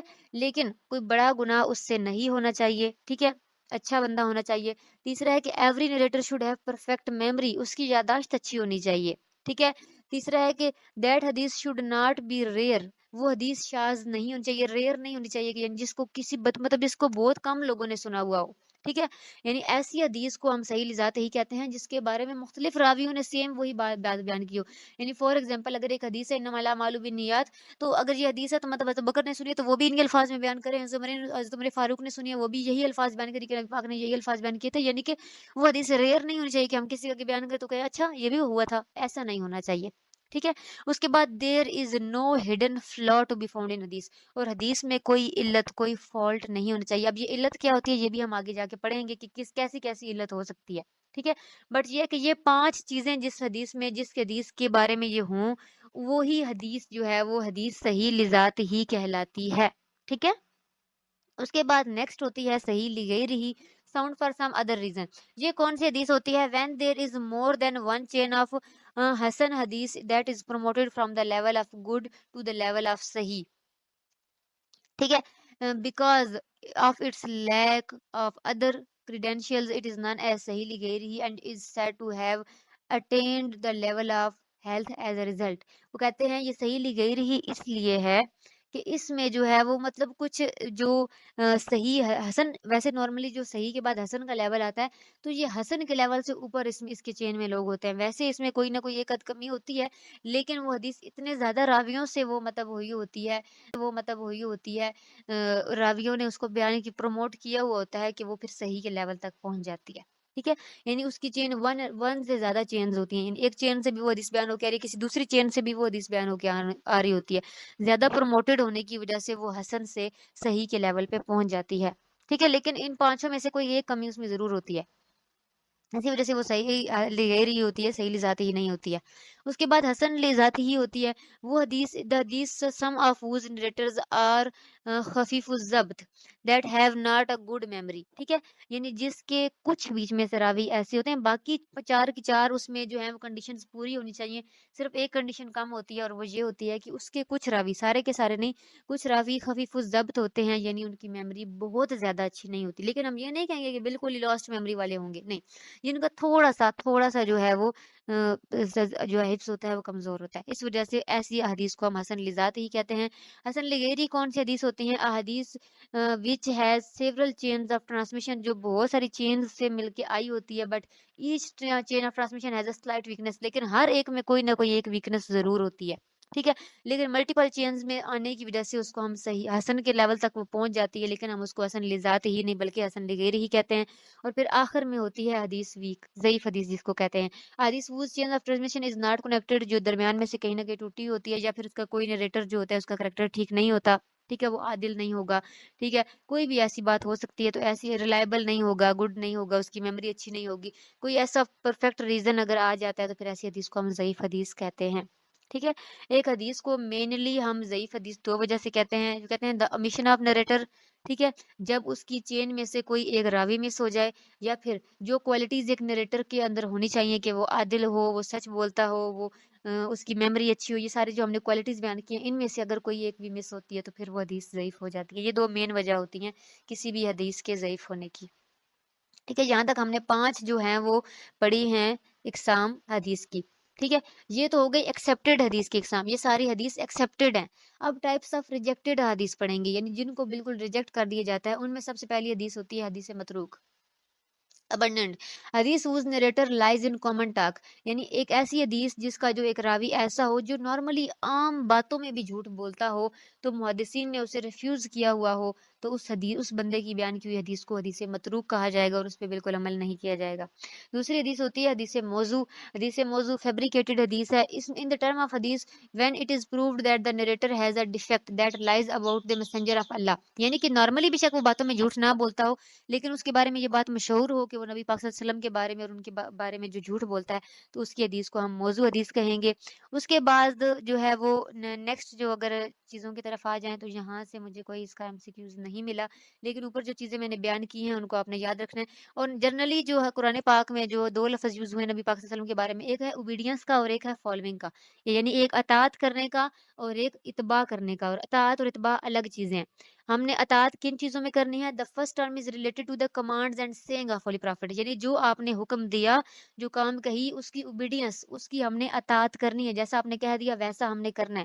جبکہ دوسری چیز ہوتی ہے فالوئنگ، اتباع کرنا. اتباع ہم نے کیا کرنی ہے؟ The second term is related to deeds and actions of the holy prophet, کہ جیسا نبی پاک صلی اللہ علیہ وسلم نے کیا ویسا ہم کریں، اس کو ہم سنت کہیں گے. ٹھیک ہے، جو آپ نے حکم دے دیا، کیونکہ حکم تو آپ اپنی ذات کی طرف سے نہیں دیتے نا، اللہ پاک کی طرف سے دیتے تھے، تو وہ اوبیڈینس کے لیول پہ آ جائے گی. جبکہ فالوئنگ کس لیول پہ آئے گی؟ کہ جو کام آپ نے کیے وہ ہم نے کرنے ہیں، وہ ایز اے سنت ہم پہ آتے ہیں. ٹھیک ہے، تو یہ فرق ہو جائے گا اتباع اور اطاعت کے اندر. تو یہ تھا ہمارا لیکچر نمبر 9. اس میں سے کافی زیادہ ٹاپکس نکلے، ان کو آپ نے اچھے سے تیار کرنا ہے.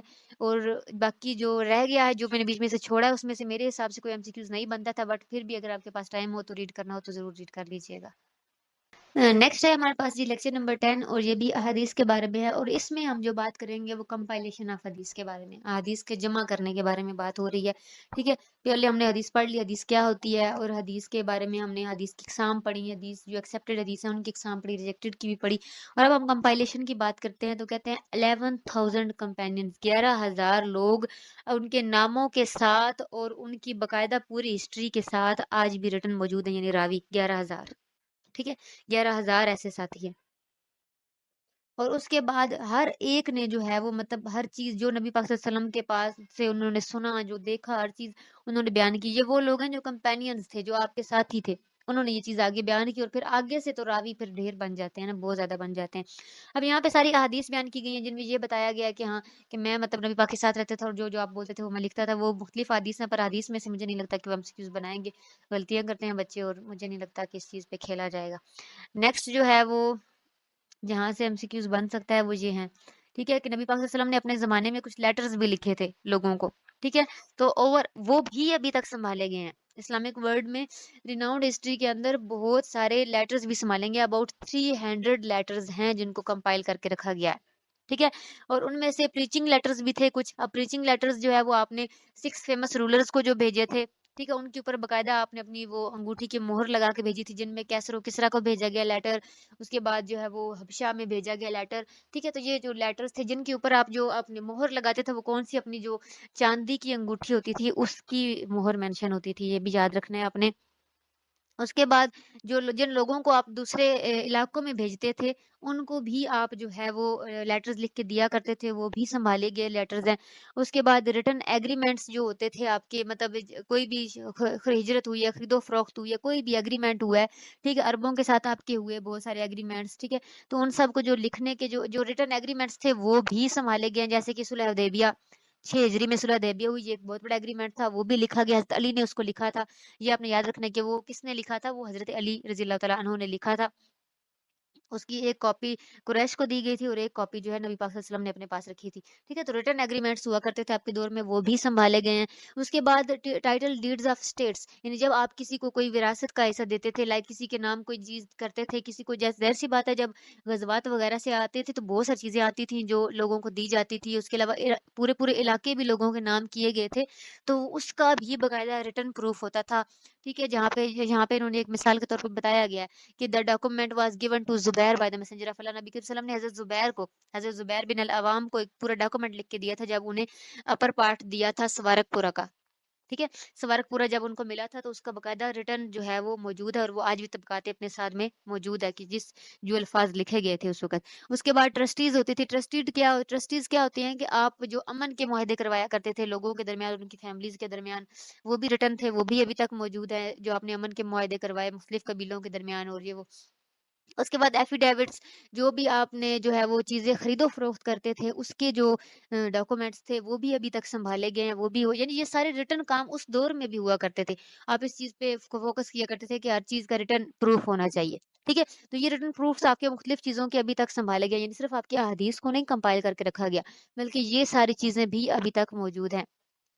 उसके बाद जो है वो आपकी हदीस के बारे में अगर बात की जाए कि आपकी हदीस को जिस तरह से लोगों ने सँभाला और किस तरह से ये अभी तक पहुँची। यहाँ पे हदीस बयान की गई हैं, यहाँ पे कलेक्शन ऑफ हदीस की बात की जाए तो सबसे ज़्यादा हदीस जिस बंदे से रावी हैं वो हैं हज़रत अबू हुरैरा रज़ियल्लाहु अन्हु। 5374 हदीस इनसे बयान की गई हैं। और अगर इस्लामिक शरीयत में देखा जाए तो 1500 यानी हर 3000 में से 1500 हदीस जो हैं, ठीक है? वो इन्हीं से बयान हुई हुई होंगी। ठीक है? और उसके बाद नेक्स्ट अगर हम देखें तो जो है सहीफ़ा हमाम बिन मंबा है, जिसमें जो है जिसको कंपाइल किया था हमाम बिन मंबा ने इसको कंपाइल किया, जो स्टूडेंट थे अबू हुरैरा के, ठीक है? उन्होंने अपने टीचर को इसको दिखाया और उनसे अप्रूव करवाया कि हाँ, ये सारी हदीस करेक्ट हैं और इस सहीफ़े के अंदर 138 हदीस थी। ठीक है? उसके बाद नेक्स्ट है हमारे पास सहीफ़ा, ये मुख़्तलिफ़ सहीफ़ों की बात हो रही है जिन्होंने उस वक़्त कंपाइल नबी पाक सल्लल्लाहु अलैहि वसल्लम के दौर में जिन्होंने हदीस अपने पास सँभाल के रखी हुई थी। ठीक है? एक और बहुत बड़ा सहीफ़ा था हज़रत अब्दुल्ला बिन अब्बास के पास, ठीक है? जिनमें 1660 हदीस इन्होंने बयान की हुई हैं। बहुत बड़े रावी हैं ये। उसके बाद there are large number of हदीस नरेटेड फ्रॉम हज़रत आयशा सिद्दीक़ा रज़ियल्लाहु तआला अन्हा। इन्होंने उनसे बहुत ज़्यादा हदीस रावी हैं, 2210 हदीस इनसे मरवी हैं, जिनमें से 174 हदीस ऐसी हैं जिनको बुखारी शरीफ में भी लिखा गया और मुस्लिम शरीफ में भी लिखा गया। ठीक है? जबकि 54 हदीस ऐसी हैं जो बुखारी शरीफ में, मुस्लिम शरीफ में नहीं है, और 69 हदीस ऐसी हैं जो सही मुस्लिम में है और बुखारी शरीफ में नहीं है, ठीक है? और बाकी सारी हदीस आपको हदीस की बाकी बुक्स में मिलेंगी, लेकिन टोटली आपसे 2210 अहादीस मरवी है। ये आपको तादाद याद रखनी पड़ेगी। हज़रत अबू हुरैरा, हज़रत अब्दुल्लाह बिन अब्बास, ये बड़े-बड़े रावी हैं और इनसे जो हदीस मरवी हैं, उनकी आपको तादाद याद रखनी पड़ेगी। नेक्स्ट है अब्दुल्ला बिन उमर, इनसे कितनी हदीस रावी हैं? 2620 इनसे हदीस मरवी हैं, ठीक है? ये हज़रत हफ्सा के भाई थे। उसके बाद सहीफ़ा क्या होता है? ये जो पीछे बात हुई कि सहीफ़ा हमाम बिन मंबा और उसके बाद और भी जो है वो उस वक़्त सहाबा कराम ने सहीफ़े अपने पास बना के रखे हुए, तो सहीफ़ा इसका सिंगुलर है सुहुफ, ठीक है? सहीफ़ा इज़ द सिंगुलर ऑफ सुहुफ, सुहुफ जमा है, सुहुफ की सहीफ़ा जो है वो सिंगुलर है। लिटरल मीनिंग होता है इसका फैलाना या रिटन पेपर या मैगज़ीन या स्मॉल बुक, ठीक है? तो ये जो छोटे-छोटे ये कलेक्शन बनाई गई थी अहादीस की, इनको सहीफ़ा कहा जाता है, ठीक है? तो एक सहीफ़ा अबू बकर सिद्दीक़ के पास था जिसमें तकरीबन 500 अहादीस थी। उसके बाद हज़रत उमर फारूक के पास भी था, लेकिन इसमें हदीस नहीं बयान की गई। उसके बाद हज़रत उस्मान के पास भी था, हज़रत अली के पास सहीफ़ा था, और हज़रत अली के पास जो सहीफ़ा मौजूद था उसमें जो है वो मसाइल थे कसास के, दियत के, फ़िदिया के मसाइल जो हैं वो इस्लामिक शरीयत के ज़्यादा से ज़्यादा जो मसाइल थे ना, विरासत के मसाइल, ज़कात के मसाइल, ये उसमें ज़्यादा से ज़्यादा उन्होंने लिखे हुए थे अपने, उन्होंने वो सारी अहादीस लिखी हुई थी। अब यहाँ पे काइंड्स ऑफ हदीस बुक्स बयान की गई हैं कि हदीस की बुक्स कितनी किस्म की होती हैं। इसलिए मैंने कहा था कि ये जो नामा और 10वां लेक्चर है ये आपका बहुत इंपॉर्टेंट है। ठीक है? सही हदीस वो होती है, this is the book of हदीस who's author has committed to record in his book सही अहादीस, यानी सिर्फ़ अपनी बुक में जो सही अहादीस लिखता है। अब हमने सही पीछे पढ़ा है, सही कौन-सी हदीस होती है? सही सही ली गई रही और सही ली ज़ात ही आप पढ़ चुके हैं। ठीक है? तो यानी कि वो राइटर्स जिन्होंने अपनी बुक में सिर्फ़ सिर्फ़ और सिर्फ़ सही अहादीस लिखी हैं, उन किताबों को हम सही बुक्स कहते हैं, और 6 सही बुक्स हैं, ठीक है? साहिह सित्ता जिनको कहा गया है ना, वो 6 हैं, ठीक है? उसके बाद है जामे, जामे कौन-से बुक होते हैं? जामे इज़ द बुक ऑफ हदीस which is related to all basic issues of Islam, जो इस्लाम के तमाम बुनियादी इश्यूज़ के बारे में होती है, ठीक है? इसमें टॉपिक्स मतलब जो है वो मैनर्स के बारे में होंगे, बिलीफ्स के बारे में होंगे, रूलिंग कैसे की जाएगी, विर्च्यूज़ के बारे में, ठीक है? और इसकी उन्होंने मिसाल दी है जामे Tirmidhi. And it is about the basic issues of Islam. उसके बाद सुनन, सुनन कौन-सी बुक ऑफ हदीस होते हैं? Which is arranged according to the jurisprudential chapter and only the hadith related to the practical ruling or recorded in it, यानी इसमें बकायदा सिर्फ प्रैक्टिकल जो है वो रूलिंग के ही तरीके बयान किए गए हैं। और जैसा कि मिसाल बयान की गई है किताबुल फरीज, सुनन दारमी, सुनन दारी कुतनी, सुनन बहीकी, ये सुनन अल कुबरा, ये सारी जो है वो सुनन है। उसके बाद मसनद, मसनद होती है, मसनद वो हदीस की बुक होती है इन which the traditions of each companions are collected separately, ठीक है? यानी आपके हर साथी यानी नबी करीम सल्लल्लाहु अलैहि वसल्लम के जो कंपेनियंस थे, उनके हर एक की जो ट्रेडिशंस थी, जिस तरह से वो थे, उनको अलग-अलग से जो है वो उनकी अलग-अलग से हदीस उसमें लिखी गई हैं। The order of narrator's is some time according to the rank, यानी कभी-कभी तो रैंक के हिसाब से होती है, यानी जो दर्जा दिया गया, जैसे अबू बकर सिद्दीक को पहले खलीफा हैं तो उस हिसाब से उनकी पहले होंगी, फिर उमर सिद्दीक की होंगी, फिर उस्मान गनी की, फिर हज़रत अली की, ठीक है? And sometimes according to the names of narrator's in alphabetical order, और कभी-कभी जो है नेम के अल्फाबेटिकल ऑर्डर के हिसाब से, यानी पहले जो ए से नाम शुरू होंगे फिर बी से। डिपेंड करता है कि हर मसनद एक हिसाब से नहीं बनाएगी। मिसाल के तौर पे हर एक में आपको तकरीबन एक-एक बुक का नाम पता होना चाहिए, क्योंकि कहीं भी आपसे एमसीक्यूज़ बन सकता है। जैसे कि यहाँ मसनद में है अबू दाऊद, मुस्नद अबी दाऊद है, उसके बाद है Arbaeen, Arbaeen a book of हदीस इन व्हिच 40 हदीस have been collected on a particular topic और सेवरल टॉपिक्स, इन जिसमें एक टॉपिक पे या सेवरल टॉपिक्स पे मिला के कम से कम 40 हदीस लिखी जाती हैं, उसको अरबईन कहा जाता है। अरबईन अल अहमद हो गई, अरबईन अल नववी हो गई। उसके बाद हमारे पास हदीस होती है जुज़, जुज़ इन द साइंस ऑफ हदीस it means the book of हदीस इन व्हिच द हदीस ऑफ ओनली वन नरेटर और one partial issue have been collected, यानी एक ऐसी हदीस की बुक जिसमें सिर्फ एक ही रावी की सारी हदीसें बयान की गई हों, या फिर सिर्फ एक इशू पे इकट्ठी की गई हों हदीस, उसको हम जुज कहते हैं। It is also called fed, इसको फैड भी कहा जाता है। ठीक है, उसके बाद नेक्स्ट यहाँ पे इसका जो है जुज रफ़ा यदैन लिल बुखारी, यानी बुखारी शरीफ की हदीस में से उसका एक जुज अलग से बना दिया गया रफ़ा यदैन के बारे में। अब रफ़ा यदैन का जो जुज है उसमें सिर्फ रफ़ा यदैन की हदीस बयान की गई होंगी। नेक्स्ट हमारे पास आ जाती हैं अल मौज़ूआत, the books in which fabricated हदीसेस are collected, जिसमें मौजू हदीसें बयान की गई होंगी अलग से, जैसे कि अल मौज़ूआत इब्न जौज़ी, इब्न जौज़ी ने ये लिखी है अल मौज़ूआत की बुक। नेक्स्ट हमारे पास अल मुस्तदरक ऑफ हदीस इन विच द लेफ्ट ओवर हदीस according to the terms of the author's of a particular book have been collected, यानी जितनी भी पीछे हदीसें बचती हैं हमारे पास, यानी सुनन जामिया वगैरह के अलावा जितनी भी हदीस बचेगी, उन सबको हम मिला के जो है वो एक हदीस की बुक में कलेक्ट कर देंगे, उसको हम मुस्तदरक कहेंगे। تو یہاں تک ہمارے پاس یہ ان سب کی جو ہے وہ ہمارے پاس حدیث کی بکس کی اقسام آ گئی. پھر اب آگے جو میں نے کہا تھا صحیح احادیث کی بکس، تو وہ 6 ہوتی ہیں جن کو صحاح ستہ کہا جاتا ہے. ٹھیک ہے. سنن کی 4 بکس ہیں جن کو سنن اربعہ کہا جاتا ہے. صحاح ستہ میں یہ 6 بکس ہیں: صحیح بخاری، صحیح مسلم، جامع ترمذی، سنن ابی داؤد، سنن نسائی اور سنن ابن ماجہ. ٹھیک ہے. یہ 6 کتابیں جو ہیں وہ صحاح ستہ میں آتی ہیں. اب یہاں پہ انہوں نے ایک ایک بک جو ہے صحیح بخاری ہے تو صحیح بخاری کے آتھر کا نام کون ہے؟ محمد بن اسماعیل بخاری. ٹھیک ہے. جو ہے مطلب ان کا سر نیم کیا ہے؟ ابو عبداللہ. وہ کہاں سے ہیں؟ بخارا سے، ازبکستان کا علاقہ یہ بخارا. وہاں سے پیدا کب ہوئے؟ 13 شوال 194 ہجری. فوت کب ہوئے؟ 256 ہجری. اور نیم آف بک کیا ہے کہ الجامعہ المسند المختصر من معمور رسول اللہ واز سنن النسائی. ٹھیک ہے. یہ انہوں نے سارا پورا ایک نام بتا من امور رسول اللہ، پورا بک کا نام یہاں پہ بیان کیا گیا، جس کو ہم صحیح بخاری کہتے ہیں. ایکچوئل میں اس کا نام یہ ہے جامع المسند المختصر من امور رسول اللہ و سنن الایامہ. اب یہ اس کا ایکچوئل نام ہے. اب یہاں سے کوئی بھی MCQs بن سکتا ہے.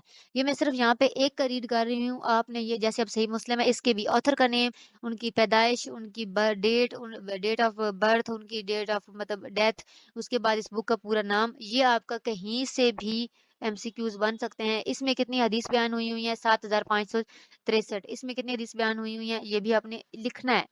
یہ آپ کو جامع ترمذی میں سے، یعنی آپ ریڈ کر لیں، آپ کا MCQs بنے تو آپ کو پتا ہو جامع ترمذی کے رائٹر کون ہے، کیا کیا ان کے بارے میں بتایا گیا. یہ میں نے سارے ہائی لائٹ کر دیے ہیں، ان کو آپ نے ریڈ اچھے سے کر لینا ہے. ٹھیک ہے. ان میں سے آپ کے MCQs بن سکتے ہیں. سنن نبی داؤد کس نے لکھی؟ اصل بک کا نام کیا ہے؟ وہ ان کی پلیس آف برتھ کیا ہے؟ انہوں نے یہ بک کب لکھی؟ جتنی جتنی انفارمیشن دی گئی ہے، بس وہ جو میں نے ہائی لائٹ کر دی، صرف یہ آپ نے ایک بار اچھے سے ریڈ کر لینی ہے ان 6 کی 6 بکس کے حوالے سے. ٹھیک ہے.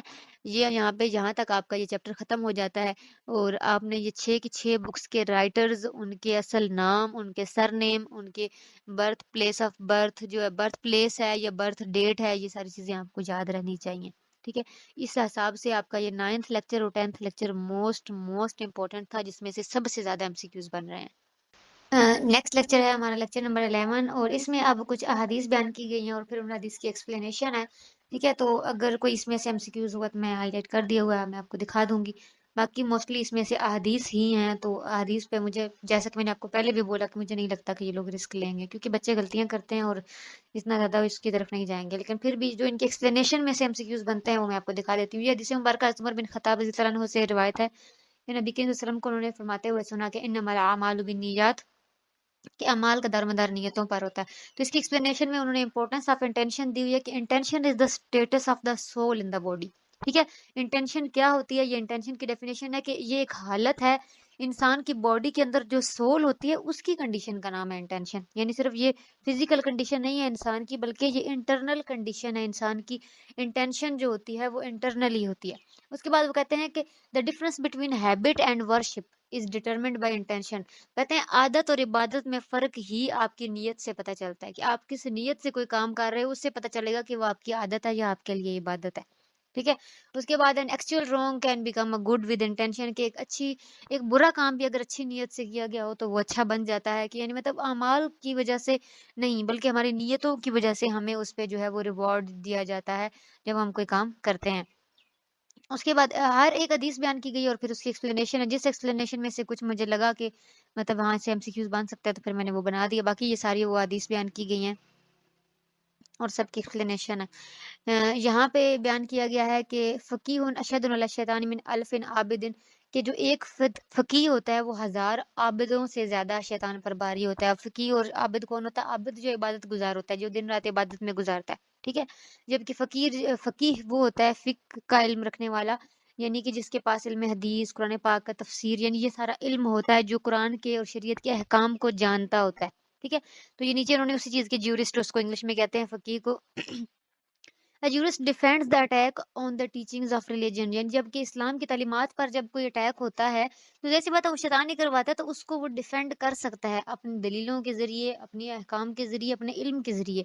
A jurist tries to end the differences by the creating a solution to conflict arguments، جب کنفلکٹنگ آرگومنٹس بنتے ہیں تو ایک جورسٹ ٹرائی کرتا ہے کہ وہ ان ڈفرینسز کو ختم کر سکے، اس کے پاس ہی یہ طاقت ہوتی ہے کیونکہ وہ اسلام کو جانتا ہوتا ہے۔ یہاں پہ اس حدیث مبارکہ میں جو ہے بنیادی بات کی گئی ہے، جیسے کہ مین پلرز آف اسلام ہے تو کلمہ طیبہ، پریئر، فاسٹنگ، زکوٰۃ اور حج۔ اس کے بعد جو آرٹیکلز آف فیتھ ہیں، ایمان کی بنیادیں ہیں، جو ان میں اللہ پر ایمان، فرشتوں پر ایمان، ڈیوائن بکس پر ایمان، اس کے علاوہ میسنجرز پر ایمان یعنی پیغمبروں پر، آخرت پر ایمان، اور اس کے بعد تقدیر پر ایمان، اور یہ سارے ہمارے شروع کے ٹاپکس میں ہو چکے ہیں۔ اس کے بعد ڈوئنگ گڈ، احسان کرنا کیا ہوتا ہے کہ that you should worship God as تھو یو سی ہم، یعنی اس طرح سے اللہ کی عبادت کرنا کہ جس طرح تم اسے دیکھ رہے ہو۔ اگر یہ نہیں ہو سکتا تو ایون اتنا کرو کہ وہ تمہیں دیکھ رہا ہے۔ اس کے بعد نیکسٹ ہے ہمارے پاس لیکچر نمبر 11 سے بس یہی، کیونکہ یہی احادیث زیادہ تر بیان کی گئی ہیں، اور احادیث میں سے وہ کچھ نہیں اس طرح سے دے سکتے کہ آپ احادیث لکھیں اور اس کو کہا جائے کہ آگے سے اس کا کمپلیٹ ایریا کیا ہوگا، اس طرح سے نہیں کرنے والے۔ اس لیے مجھے اس میں سے جتنے مجھے لگا کہ ہاں یہاں سے بن سکتا ہے MCQs، وہ میں نے آپ کو کلیئر کر دی۔ لیکچر نمبر 12 کے اندر بھی سیم تھنگ ہے کہ احادیث بیان کی گئی ہیں اور پھر ان کو ایکسپلین کیا گیا ہے، ٹھیک ہے۔ اس کے بعد یہاں پہ جو پہلی حدیث بیان کی گئی ہے وہ اٹ از اباؤٹ نماز، کہ نماز اپنے اولاد کو حکم دو نماز کا، ٹھیک ہے، 7 سال کے اوپر، اور اگر 10 سال تک وہ نہ پڑھیں تو پھر آپ ان کو جو ہے وہ مار بھی سکتے ہو، ٹھیک ہے، پنش کر سکتے ہو اپنی اولاد کو اگر وہ نماز نہ پڑھے تو۔ اس کے بعد یہاں پہ جو ایکسپلینیشن میں ہے کہ first and for most lesson, پہلا اور سب سے بنیادی جو سبق ہے اسلام میں، ایمان کی ٹیسٹیمنی کے بعد، یعنی ایک فیتھ ہونا، ایسی بات ہے اسلام قبول کریں گے جب آپ کو فیتھ ہوگا تبھی، اس کے بعد جو پہلی ٹیچنگ ہے وہ اس پریئر کی ہے، نماز پڑھنے کی۔ اس سے پتہ چلتا ہے کہ ایک نماز کو کتنی اہمیت دی گئی ہے ہمارے دین کے اندر۔ اس کے بعد آپ کو یہ پتہ ہونا چاہیے کہ یہ نبی پاک صلی اللہ علیہ وسلم کو کب ملا تھا، یہ معراج کی رات آپ کو یہ تحفہ ملا تھا، معراج کی رات آپ یہ تحفہ لے کے آئے تھے۔ اس کے بعد نیکسٹ حدیث مبارک ہے کہ قال المسلم من سلم المسلمون من لسانه ویدہ، یعنی مسلمان وہ ہے کہ جس کے ہاتھ اور زبان سے دوسرے مسلمان محفوظ رہیں، ٹھیک ہے۔ تو کسی کی زبان سے کیسے محفوظ، اپنی زبان سے دوسروں کو کیسے محفوظ رکھنا ہے، کسی کی چگلی نہیں کرنی، جھوٹ نہیں بولنا، غلط بات نہیں کرنی، کسی پہ گالی نہیں دینی، کسی کو انسلٹ نہیں کرنا، یعنی ان ساری چیزوں سے دوسروں کو بچا کے رکھنا، یعنی میری زبان سے دوسروں کے لیے یہ ساری چیزیں نہ نکلے، یعنی کہ میری زبان سے دوسرے محفوظ ہیں۔ دوسرا ہے کہ being safe from through hands, تو دوسروں کے ہاتھوں سے کیسے، کہ فزیکلی ہارم کرنا، کسی کو مارنا، کسی کی چوری کرنا، ڈاکہ ڈالنا، فزیکل ریپ وغیرہ، وائلنس، تشدد، تو ان ساری چیزوں سے اگر آپ کے ہاتھوں سے کوئی محفوظ ہے تو سمجھ لیں کہ وہ آپ کے ہاتھوں سے محفوظ ہے۔ اور اس کے بعد mentioning the tongue before hands, یعنی زبان کا ذکر جو ہے وہ ہاتھ سے پہلے کیا گیا، کیونکہ most of the harms caused by humans is through their speech, یعنی زیادہ تر ہم جو دوسروں کو ہرٹ کرتے ہیں وہ اپنے ہاتھوں سے نہیں، اپنی زبان سے کرتے ہیں۔ اور یہ بھی ہے کہ جو زبان سے دیا ہوا درد ہوتا ہے وہ فزیکل ہارم سے کہیں زیادہ پینفل ہوتا ہے، ہاتھ سے دیا گیا زخم بھر جاتا ہے، زبان سے دیا گیا زخم نہیں بھرتا، ٹھیک ہے۔ یہ کچھ یہاں سے امپورٹنٹ فیکٹس تھے، میں نے ان کو کلیئر کر دیا آپ کو۔ اس کے علاوہ بھی وہی جو ہمارے پچھلے لیکچر میں تھا، احادیث ہیں، پھر اس کے بعد ان کی ایکسپلینیشن دی گئی، اور اس میں سے جہاں سے مجھے لگا وہ میں نے آپ کو ہائی لائٹ کر کے دکھا دیا۔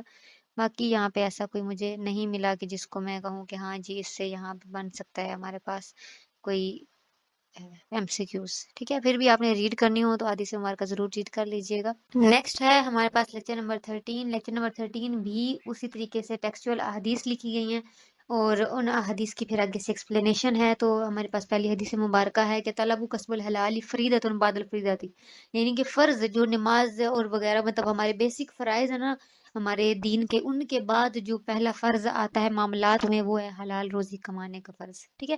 یعنی بیسک ڈیوٹیز آف ریلیجن کے بعد، یعنی کہ نماز، روزہ، ادر ورشپس کے علاوہ جو پہلا ہماری مین ڈیوٹی ہوتی ہے ایک انسان کی، وہ ہے حلال کمانا، ٹھیک ہے۔ اور حلال کمانا جو ہے وہ یہاں پہ ایک اور چیز بیان کی گئی ہے کہ جو بندہ حلال نہیں کماتا اس کی دعائیں اور عبادتیں قبول نہیں ہوتی۔ Supplications and prayers of those who eat haram are not accepted, جو حرام کماتے ہیں اور حرام کھاتے ہیں ان کی دعائیں اور ان کی عبادتیں قبول نہیں ہوتی۔ یہاں پہ دوسری حدیث ہے ہمارے پاس، وہ یہ ہے کہ جو تاجر جو صادق اور امین تاجر ہوگا وہ قیامت کے دن انبیاء، صدیقین اور شہداء کے ساتھ ہوگا، یعنی کہ اپنی جو ٹریڈ آپ تجارت کرتے ہو اس کو امانت داری سے اور سچائی سے کرنے والے کا یہ درجہ ہے کہ وہ قیامت کے دن کن کی صفوں میں ہوگا، نبیوں کے ساتھ، شہداء کے ساتھ اور صدیقین کے ساتھ ہوگا، ٹھیک ہے۔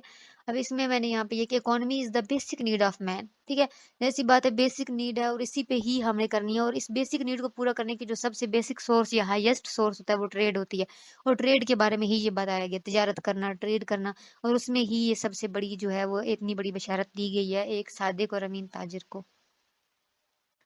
نیکسٹ اس میں سے اور باقی سمپلی احادیث ہی بیان کی گئی ہیں، ان کی ایکسپلینیشن ہے. یہاں پہ یہ کس حدیث کی ایکسپلینیشن ہے کہ مطلب وہ انسان، اس انسان کا کوئی ایمان نہیں جو ایمانت دار نہیں اور جو اپنے وعدوں کو پورا نہیں کرتا. لا ایمان لمن لا امانت لہ ولا دین لمن لا عہد لہ، یعنی جو اپنا وعدے پورے نہیں کرتا اور جو بندہ اپنی جو ہے وہ ایمانت دار نہیں ہے، اس کا کوئی دین نہیں، اس کا کوئی ایمان نہیں ہے. ٹھیک ہے. تو trust and faith are linked together, ایک دوسرے سے جڑے ہوتے ہیں، ایمان اور بھروسہ.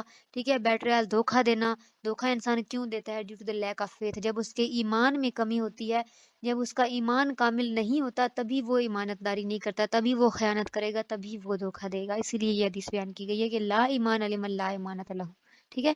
اس کے بعد دا سول آف ریلیجن کیا ہے؟ The soul of religion and faith is trust and honesty. ایمانت داری اور بھروسہ ہی ہمارے ایمان کا، ہمارے مذہب کی روح ہے. ٹھیک ہے. اس کے بعد یہاں جی لیکچر نمبر 13 تک یہاں پہ ہمارا حدیث والا ٹاپک پورا ہو جاتا ہے.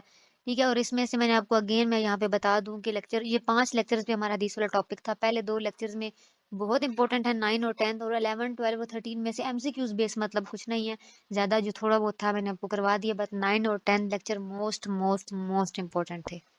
نیکسٹ ٹاپک ہے ہمارا lecture number 14، introduction to Islamic jurisprudence. Ariel کی کڑک دھلائی پورے 50 روپے کی بچت کے ساتھ. اب مہنگائی اور داغوں دونوں کی ہوگی صفائی. اور یہاں پہ جورسپروڈنس کا لفظ جو ہوتا ہے، ویسے تو وہ کسی بھی قانون کی نالج کے بارے میں، یعنی کوئی بھی قانون اور اس کے نالج جو ہوتا ہے اس کو جورسپروڈنس کہا جاتا ہے. بٹ یہاں پہ بیسیکلی یہ اسلامک لا کے بارے میں بات ہو رہی ہے. اسلامک جورسپروڈنس ہم کریں گے، یعنی کہ اسلامی شریعت کا جو قانون ہے، جس کو ہم ویسے نارمل زبان میں فقہ کہتے ہیں، یعنی اسلامی احکام، اس پہ یہ ہمارا ٹاپک ہے. تو لٹرل میننگ آف فقہ، جو اس کا لغوی معنی ہے، ان کو کس نے بیان کیا؟ علامہ زمخشری بیان کرتے ہیں اپنی کتاب فقہ اللغت کے اندر کہ the truth of jurisprudence is to investigate and discover. Investigate کرنا، ڈسکور کرنا کسی چیز کو، اس کو جو ہے وہ ہم فقہ کہتے ہیں. اور جو ورڈ فقہ ہے یہ قرآن پاک میں کس سینس میں یوز ہوا ہے؟ انڈرسٹینڈنگ، سمجھنے کے اور کمپریہنشن کے معنی میں. ٹھیک ہے. اللہ پاک نے جو یہ لفظ یوز کیا قرآن پاک میں، یہ سمجھنے کے لیے، انڈرسٹینڈنگ کے لیے یہ ورڈ یوز کیا ہے قرآن پاک کے اندر. اس کے بعد ڈیفینیشن آف فقہ اگر دیکھی جائے تو jurisprudence is the name of knowledge of those things, یعنی فقہ یا جورسپروڈنس اس علم کا نام ہے which are beneficial or cause to harm a man. ٹھیک ہے. جو کسی بھی انسان کے فائدے اور نقصان کے بارے میں ہوتا ہے، اس علم کو جو ہے وہ ہم فقہ کہتے ہیں. تو اسلامی جو شریعت ہے وہ 2 قسم کی ہے. ایک اوریجنل لاز ہوتے ہیں اور پھر بائی لاز ہوتے ہیں. پہلے اوریجنل لاز اللہ پاک نے بیان کیے ہیں، پھر ان لاز سے آگے لاز نکلتے ہیں، ان کو بائی لاز کہا جاتا ہے. ٹھیک ہے. اس کے بعد definition of the principle of jurisprudence, یعنی کہ جو ہمارے اسلامک قانون ہے، اس کی جو جورسپروڈنس ہے، یعنی اس کی جو بنیاد ہے، ہماری شریعت کی جو بنیاد ہے وہ کن چیزوں پہ ہے؟ یہ ہماری قرآن پاک کے اوپر ہے سب سے پہلے، پھر اس کے بعد سنت کے اوپر ہے، اور اس کے بعد پھر ادر سورسز آف شریعت آئیں گے جس پہ ہم بات کریں گے، جس میں یعنی کہ اجتہاد ہو گیا، اجماع ہو گیا، وہ ساری چیزیں. ٹھیک ہے. تو اس کے بعد نیکسٹ جو یہاں پہ ہمارے پاس ٹاپک آئے گا وہ یہ ہے کہ جو مدینہ شریف کے جو بڑے جورسٹ تھے، ویل نن جورسٹ، ان کے نام ہیں، یہ آپ کے ایم سی کیوز میں آ سکتے ہیں، آپ نے یاد رکھنے ہیں. یعنی بڑے فقیہ، ٹھیک ہے، جن کے پاس فقہ کا علم تھا، اسلامی شریعت کا علم تھا. بڑے بڑے جو ہمارے اس وقت کے فقیہ تھے وہ یہ ہیں: عبید اللہ بن عبداللہ بن عتبہ بن مسعود، عروہ بن زبیر العوام، قاسم بن محمد بن ابی بکر، سعید بن مسیب، سلیمان بن یسار اور خارجہ بن زید، ابو بکر عبد الرحمن بن حارث بن ہشام. یہ یہاں پہ انہوں نے بیان کیے ہوئے ہیں. ان میں سے کوئی وہ الگ سے نام لکھ کے بھی کہہ سکتے ہیں، یہ کسی طریقے سے بھی ایم سی کیوز اس میں بن سکتا ہے، اس لیے میں نے اس کو ہائی لائٹ کر دیا. ٹھیک ہے.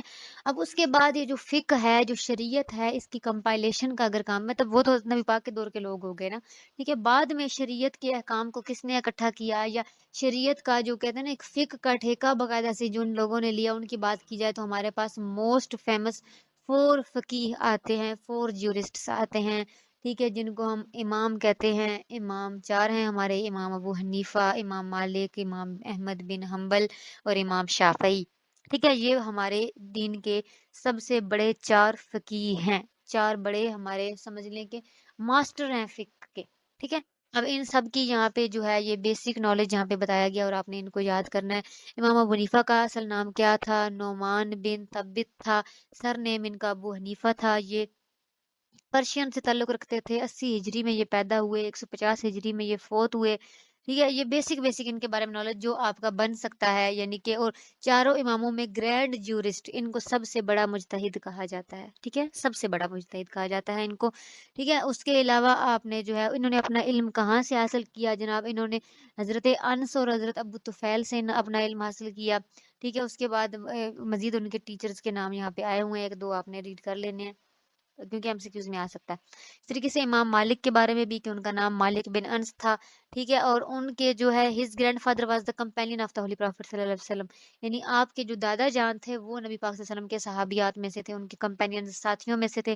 امام مالک کب پیدا ہوئے؟ مدینہ شریف میں پیدا ہوئے 93 ہجری کے اندر۔ انہوں نے 17 سال کی عمر سے جو ہے وہ ٹیچنگ حدیث شریف کی شروع کر دی تھی، اور یہ فوت ہوئے 179 ہجری میں مدینہ کے اندر، اور جنت البقیع میں ہی یہ جو ہے مدفن ہے۔ اس کے بعد ہے امام شافعی رحمۃ اللہ علیہ، ان کا نام تھا محمد اور ان کا سر نیم تھا ابو عبداللہ، ان کو شافعی کے نام سے جانا جاتا ہے۔ یہ غزہ میں پیدا ہوئے 150 ہجری کے اندر، ٹھیک ہے؟ اس کے بعد نیکسٹ ان کے بارے میں جو مین انفارمیشن ہے کہ مطلب انہوں نے امام مالک کی کمپنی میں بہت سارا ٹائم گزارا ہوا ہے۔ اس کے بعد 199 ہجری میں یہ جو ہے وہ مصر گئے اور وہیں پھر اپنی ڈیتھ تک رہے، مطلب وہیں پہ پھر انہوں نے سارا کام کیا ہے۔ 2004 جو ہے وہ ہجری میں ان کی ڈیتھ ہوئی ہے۔ یہ مین ان کا نالج ہے جو آپ نے یاد رکھنا ہے ان چاروں اماموں کے بارے میں، جس پہ آپ کے MCQs بن سکتے ہیں۔ اس کے بعد امام احمد بن حنبل آتے ہیں، ان کا بیسک نام احمد ہے، ان کا جو سر نیم ہے وہ ابو عبداللہ ہے، اور ان کا جو ٹائٹلڈ ہے وہ امام الائمہ ان کو کہا جاتا ہے، اماموں کے امام، ٹھیک ہے؟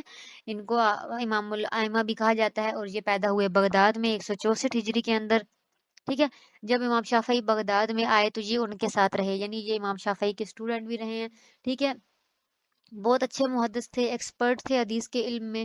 اور اس کے بعد ان کی جو وفات ہوئی وہ ہوئی جمعہ کے دن 241 ہجری میں بغداد کے اندر، ٹھیک ہے؟ اور ان کی فیمس بک جو ہے وہ مسند احمد ہے۔ اس کے بعد نیکسٹ جو ہے وہ ہمارے بیسک 4 سورسز، جو اسلامی شریعت کے بیسک 4 سورسز ہیں اس کی بات کریں گے۔ سب سے پہلا سورس ہوتا ہے قرآن پاک، یعنی اسلامی قانون کی جب بات آتی ہے تو قرآن سب سے پہلا سورس ہے، بیسک سورس ہے۔ جب بھی ہمیں کوئی قانون پتہ کرنا ہو سب سے پہلے ہم اس کو کہاں دیکھتے ہیں؟ قرآن پاک کے اندر دیکھتے ہیں، ٹھیک ہے؟ پہلا سورس یہ ہو گیا۔ اس کے بعد قرآن پاک میں جو بیسک سبجیکٹس ہیں جن پہ بات ہوئی ہے وہ بات ہوئی ہے کہ سب سے پہلے اللہ پاک کی نشانیوں کی بات ہوئی ہے، یعنی جس سے اللہ پاک کی پاور کا پتہ چلتا ہے، جیسے کہ زمین و آسمان کی پیدائش کی بات ہو گئی، سورج چاند ستاروں کی، یعنی ایسی آیات موجود ہیں۔ اس کے بعد ریممبرنس آف ویاب اللہ، یعنی ہسٹریکل سٹوریز ہیں قرآن پاک کی، یعنی پچھلے نبیوں کے واقعات ہیں قرآن میں، یہ ایک ٹاپک ہے۔ اس کے بعد reminder of the hereafter, آخرت کے بارے میں بار بار یاد دہانی کروائی جا رہی ہے، جس میں کبھی جنتوں کا ذکر ہے، کبھی جہنم کے حالات ہے، کبھی سزاؤں کا ذکر ہے، تو کبھی نوازشوں کا ذکر ہے۔ یہ ایک ٹاپک ہے قرآن پاک کا۔ پھر ہے مقسمات آتے ہیں، مقسمات ہوتے ہیں کہ اسلام کے اوپوننٹس سے جو آرگومنٹس ہوئے، ٹھیک ہے؟ مختلف انبیاء کے آپ نے آرگومنٹس جس میں قرآن پاک میں پڑھے ہوں گے، واقعات ایسے موجود ہیں، ٹھیک ہے؟ غزوات کے ذکر آتے ہیں تو یہ سارے اس میں آئیں گے۔ اس کے بعد احکامات ہیں، ٹھیک ہے؟ آخر میں کیا ہے؟ احکامات، یعنی کیا کام کرنا ہے اور کس چیز سے رک جانا ہے۔ تو یہ 5 ٹاپکس ہیں مین قرآن پاک کے، انہی پہ قرآن پاک کی ساری تعلیمات بیس کرتی ہیں، ٹھیک ہے؟ اور پھر جو کمانڈمنٹس ہیں، یعنی جو آخری احکامات ہیں، وہ بھی 4 قسم کے ہیں۔ ایک ہے پریئر، مطلب ہماری ورشپس، عبادات کے بارے میں، 5 چیزوں کے بارے میں، نماز، زکوٰۃ، روزہ، حج، جہاد، ٹھیک ہے؟ اس کے بعد پھر سوسائٹی کے بارے میں کہ ہماری فیملی لائف کیسی ہونی چاہیے، میرج، ڈیورس، وراثت، وہ سارے احکام ہیں۔ پھر ہمارے میٹرز کے بارے میں ہے، جیسا کہ ہماری ٹریڈ کیسی ہونی چاہیے، اور ٹرانزیکشنل میٹرز کیسے ہونے چاہیے، ایفیڈیوٹس، یعنی کہ وہ لکھ لینا، جو بھی آپ ٹرانزیکشن کرتے ہو تو اس کو لکھا ہوا ہونا چاہیے آپ کے پاس، ٹھیک ہے؟ تو یہ سارے میٹرز۔ اور اس کے بعد پھر پولیٹکس کے میٹرز کے، ایز اے سٹیزن آپ کیسا ہونا چاہیے، آپ کی سوسائٹی کیسی ہونی چاہیے، لمٹس، پنشمنٹس، جسٹس، انصاف۔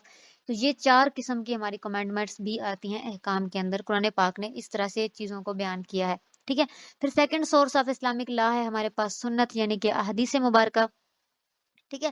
تو کنسنسس کا جو ہے، کنسنسس کا مطلب ہوتا ہے یعنی کہ اجماع، جو جس کو ہم کہتے ہیں اجماع، از دا ڈیٹرمنیشن، ارادہ کرنا، and agreement. Determination and agreement is the source of law. Ijma is on the third level, third level پہ یہ آئے گا، ٹھیک ہے؟ دوسرے لیول پہ کیا ہے اسلامک لا میں؟ سنت۔ تیسرے لیول پہ ہمارے پاس اجماع آتا ہے۔ اجماع یعنی کہ جب زیادہ سارے لوگ مل کے ایک، اور زیادہ سارے لوگوں میں نارمل لوگوں کی بات نہیں ہو رہی، یہ اجماع جو ہے وہ پہلے صحابہ کرام کے دور میں تھا، یعنی بڑے فقیہ جن کے پاس علم ہوتا ہے، ان کا جب کسی ایک لیول پہ آ کے کسی ایک بات پہ ایگریمنٹ ہو جائے کہ ہاں جی یہ اس طرح ہے، تو اس کو پھر اجماع کہا جاتا ہے۔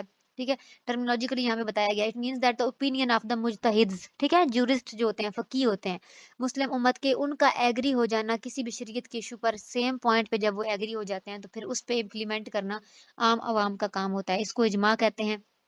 اور اس کا سٹیٹس کیا ہے کہ سنت اور حدیث اور قرآن پاک کے بعد جو ہے وہ اجماع آتا ہے۔ اس کے بعد نیکسٹ جو ہے وہ ہم کیا اس میں سے کریں گے، ہاں جی، نیکسٹ ہے ہمارے پاس جو ہے وہ ڈیڈکشن آتی ہے، fourth source of Islamic jurisprudence, جس کو قیاس کہا جاتا ہے، قیاس، ٹھیک ہے۔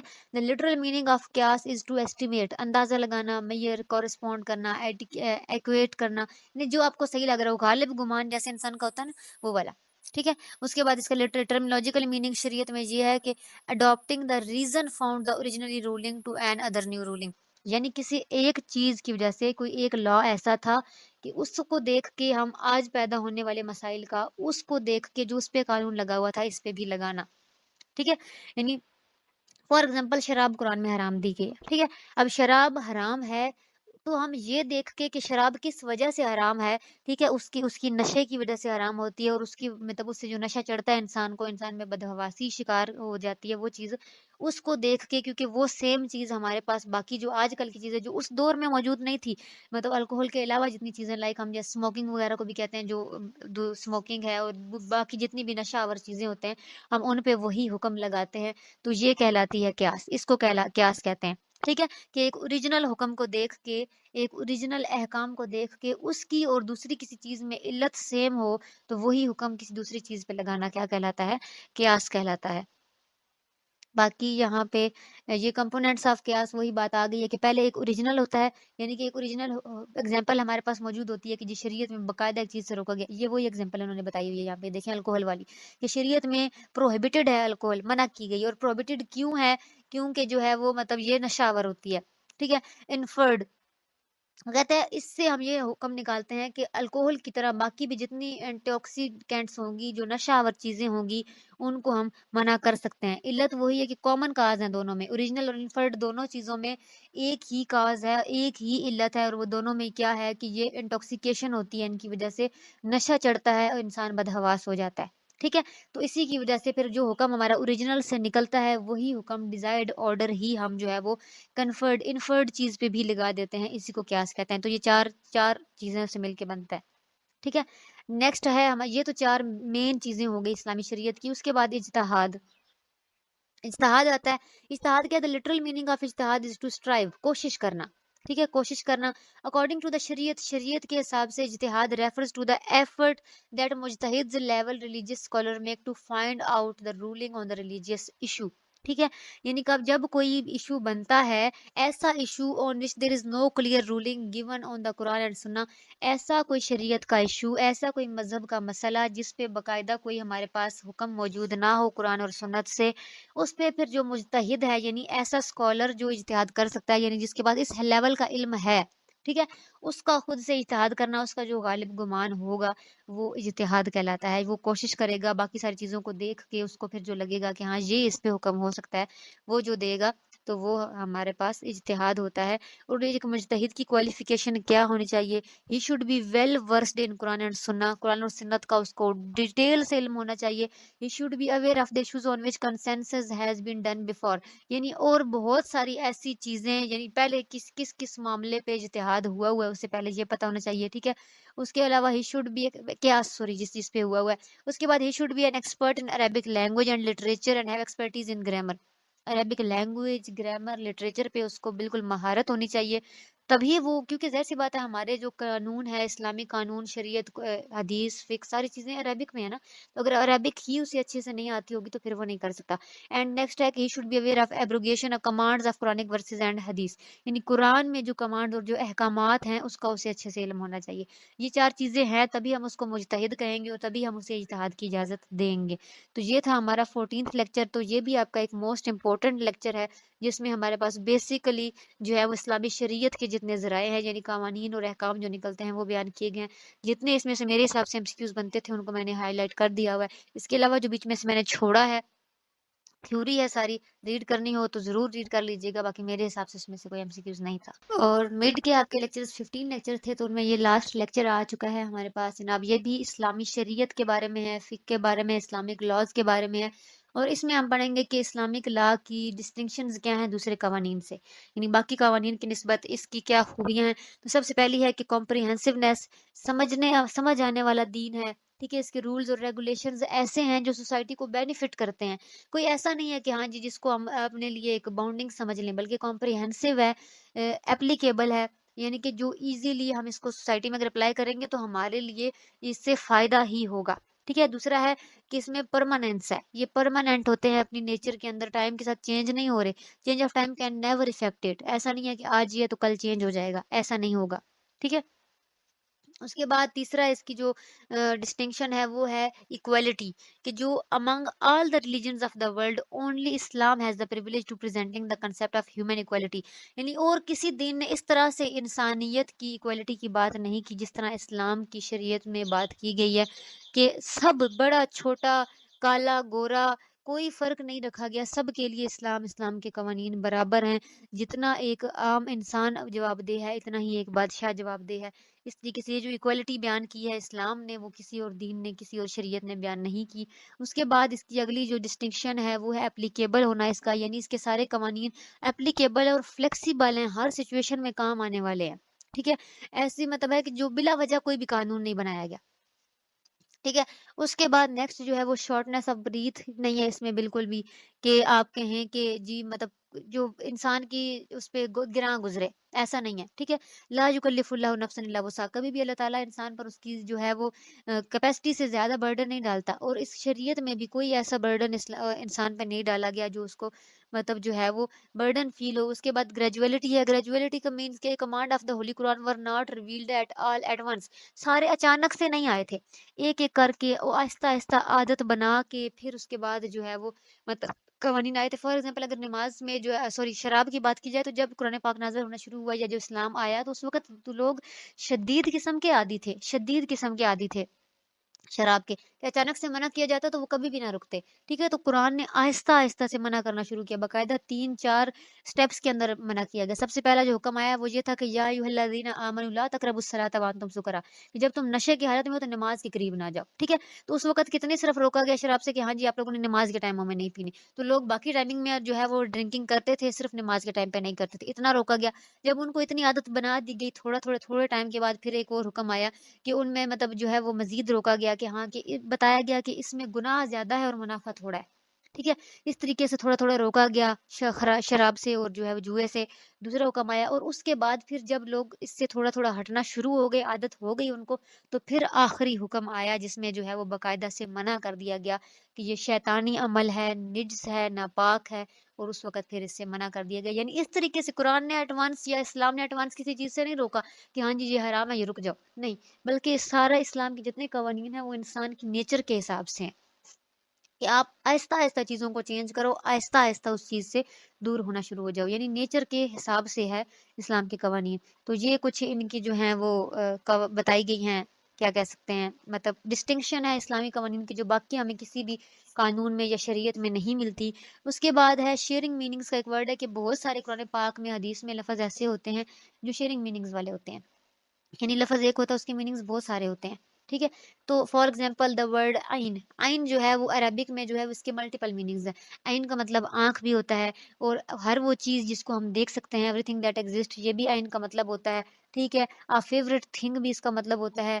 ठीक है? गोल्ड या गर्ल, ये भी इसका, ये सारे मीनिंग आइन के हैं। ठीक है? सिमिलरली जो लफ़्ज़ कारा है, कारा is to spoken for both the state of purity and impurity, ये दोनों के लिए आता है। ठीक है? तो यानी इस चीज़ की वज़ह से भी जो है वो लोगों को मतलब मिसकंसेप्शंस होते थे, तो इस वज़ह से ये बयान किया गया, कि इस वज़ह से कहा जाता है कि हमें बहुत ज़्यादा उसको जो है ना हमारी उस लैंग्वेज पे, अरेबिक लैंग्वेज के ऊपर ग्रिप होना ज़रूरी है। जब आप एक मुज्तहिद के लेवल पे जाते हो, या फिर आप जब एक मतलब इस्लामिक फ़क़ीह के लेवल पे जाते हो, तो आपको ये बहुत अच्छे से पता होनी चाहिए चीज़ें। नेक्स्ट है हमारे पास सेक्टेरियनिज्म। सेक्टेरियनिज्म क्या होता है कि negative attitude based on group think in which peoples of one creed और religion do not respect others. यानी कि जब एक ग्रुप किसी एक चीज़ पे, एक रिलीजन पर एतमाद कर लेता है, तो उसके बारे में दूसरे लोगों का नेगेटिव एटीट्यूड और फिर उस ग्रुप का बाकी किसी और ग्रुप को फॉलो ना करना, ठीक है? वो चीज़ यानी जिसको हम तफरका कह सकते हैं, फ़िरकाबाज़ी जो हम आज कहते हैं इतने फ़िरके बन गए हैं, जो शिया अलग, सुन्नी अलग और ये उस चीज़ की बात हो रही है, सेक्टेरियनिज़्म की बात हो रही है, ठीक है? कि जो मतलब एक एटीट्यूड रखने वाले लोग दूसरों के बारे में नेगेटिव एटीट्यूड रखते हैं। तो सेक्टेरियनिज़्म के कॉज़ेज़ यहाँ पे बयान किए गए हैं कि पाकिस्तान में इसके कुछ इंटरनल कॉज़ेज़ हैं, कुछ एक्सटर्नल कॉज़ेज़ हैं। एक्सटर्नल कॉज़ेज़ की बात की जाए तो इसकी वजह से ईरान सऊदीया कॉन्फ्लिक्ट इसकी वजह हो सकती है, मिडल ईस्ट की सिचुएशन इसकी वजह है। उसके बाद जो इराक और अफ़गानिस्तान पे अमेरिका के अटैक्स हैं, वो इसकी वजह है। अरब-इसराइली वॉर है, ईरान-इराक कॉन्फ्लिक्ट है, यानी हम आपस में भी इतना लड़ रहे हैं। ये सारा सीरिया और यमन की जो सिचुएशन है, ये सारे कॉन्फ्लिक्ट्स जो हैं रशिया और यूनाइटेड स्टेट का आपस में, तो ये सारे मैटर्स इतने सिंपल नहीं है जितना हम इनको समझते हैं। इनकी वजह से बहुत ज़्यादा कॉन्स्पिरेसी होती है, बहुत ज़्यादा तफरकाबाजी होती है, इनकी वजह से बहुत ज़्यादा फिरके बने हैं इन सिचुएशंस की वजह से। ये एक्सटर्नल कॉजेज हैं, ठीक है? कुछ हमारे इंटरनल कॉजेज भी होते हैं, जैसे स्टेट कॉजेज होते हैं हमारे, ठीक है? मतलब पॉलिटिकल पर्पसेस की वजह से बना दी जाते हैं, सेक्टर्स बन जाते हैं, ऑर्गेनाइजेशंस की वजह से सेक्टर बन जाते हैं, अपनी अपनी पॉलिसीज और इंस्टीट्यूशंस की वजह से बन जाते हैं, चेक एंड बैलेंस ना होने की वजह से बन जाते हैं, और स्पेशल ट्रेनिंग जब इन लॉ को इन्फोर्समेंट करने की नहीं दी जाती तब कन्फ्लिक्ट्स होते हैं। यानी हमारे पास लॉ को इम्प्लीमेंट करने का वैसे इदारे मौजूद नहीं है, कानून है पर उनको इम्प्लीमेंट नहीं किया जाता, ठीक है? तो इस वजह से भी सेक्टेरियनिज्म आती है। ये सारी हमारी अपनी वजूहात हैं, ठीक है? उसके बाद रिलीजियस कॉज अगर देखी जाए तो रिलीजियस शियाज़ को हम काफ़िर कह देते हैं, ठीक है? क्योंकि उन्होंने वो खलीफ़ा और वो जो मतलब साथी हैं नबी पाक सल्लल्लाहु अलैहि वसल्लम के, उनको वो नहीं मानते, ठीक है? तो इस तरीके से ये मुख्तलिफ़ वजूहात, बरेलवी हैं, उनका अपना एक देवबंदी है, उनका अपना एक सिस्टम बना हुआ है, ठीक है? अहले हदीस हैं तो उनको खारजी कहा जाता है। तो ये अपने-अपने जो है वो बिलीफ्स की वज़ह से हर एक जो फ़िरका है वो अपने बिलीफ्स को अच्छा मानता है। इस वज़ह से जो है वो क्या होता है कि उनका मतलब तफ़रक़ाबाज़ी शुरू हो जाती है। तो यहाँ तक ये था आपका जो है 15 लेक्चर, और आपका मिड टर्म का सिलेबस यहाँ पे कवर हो चुका है। जितने मेरे हिसाब से एमसीक्यूज़ बनते थे मैंने सारे यहाँ पे बयान कर दिए।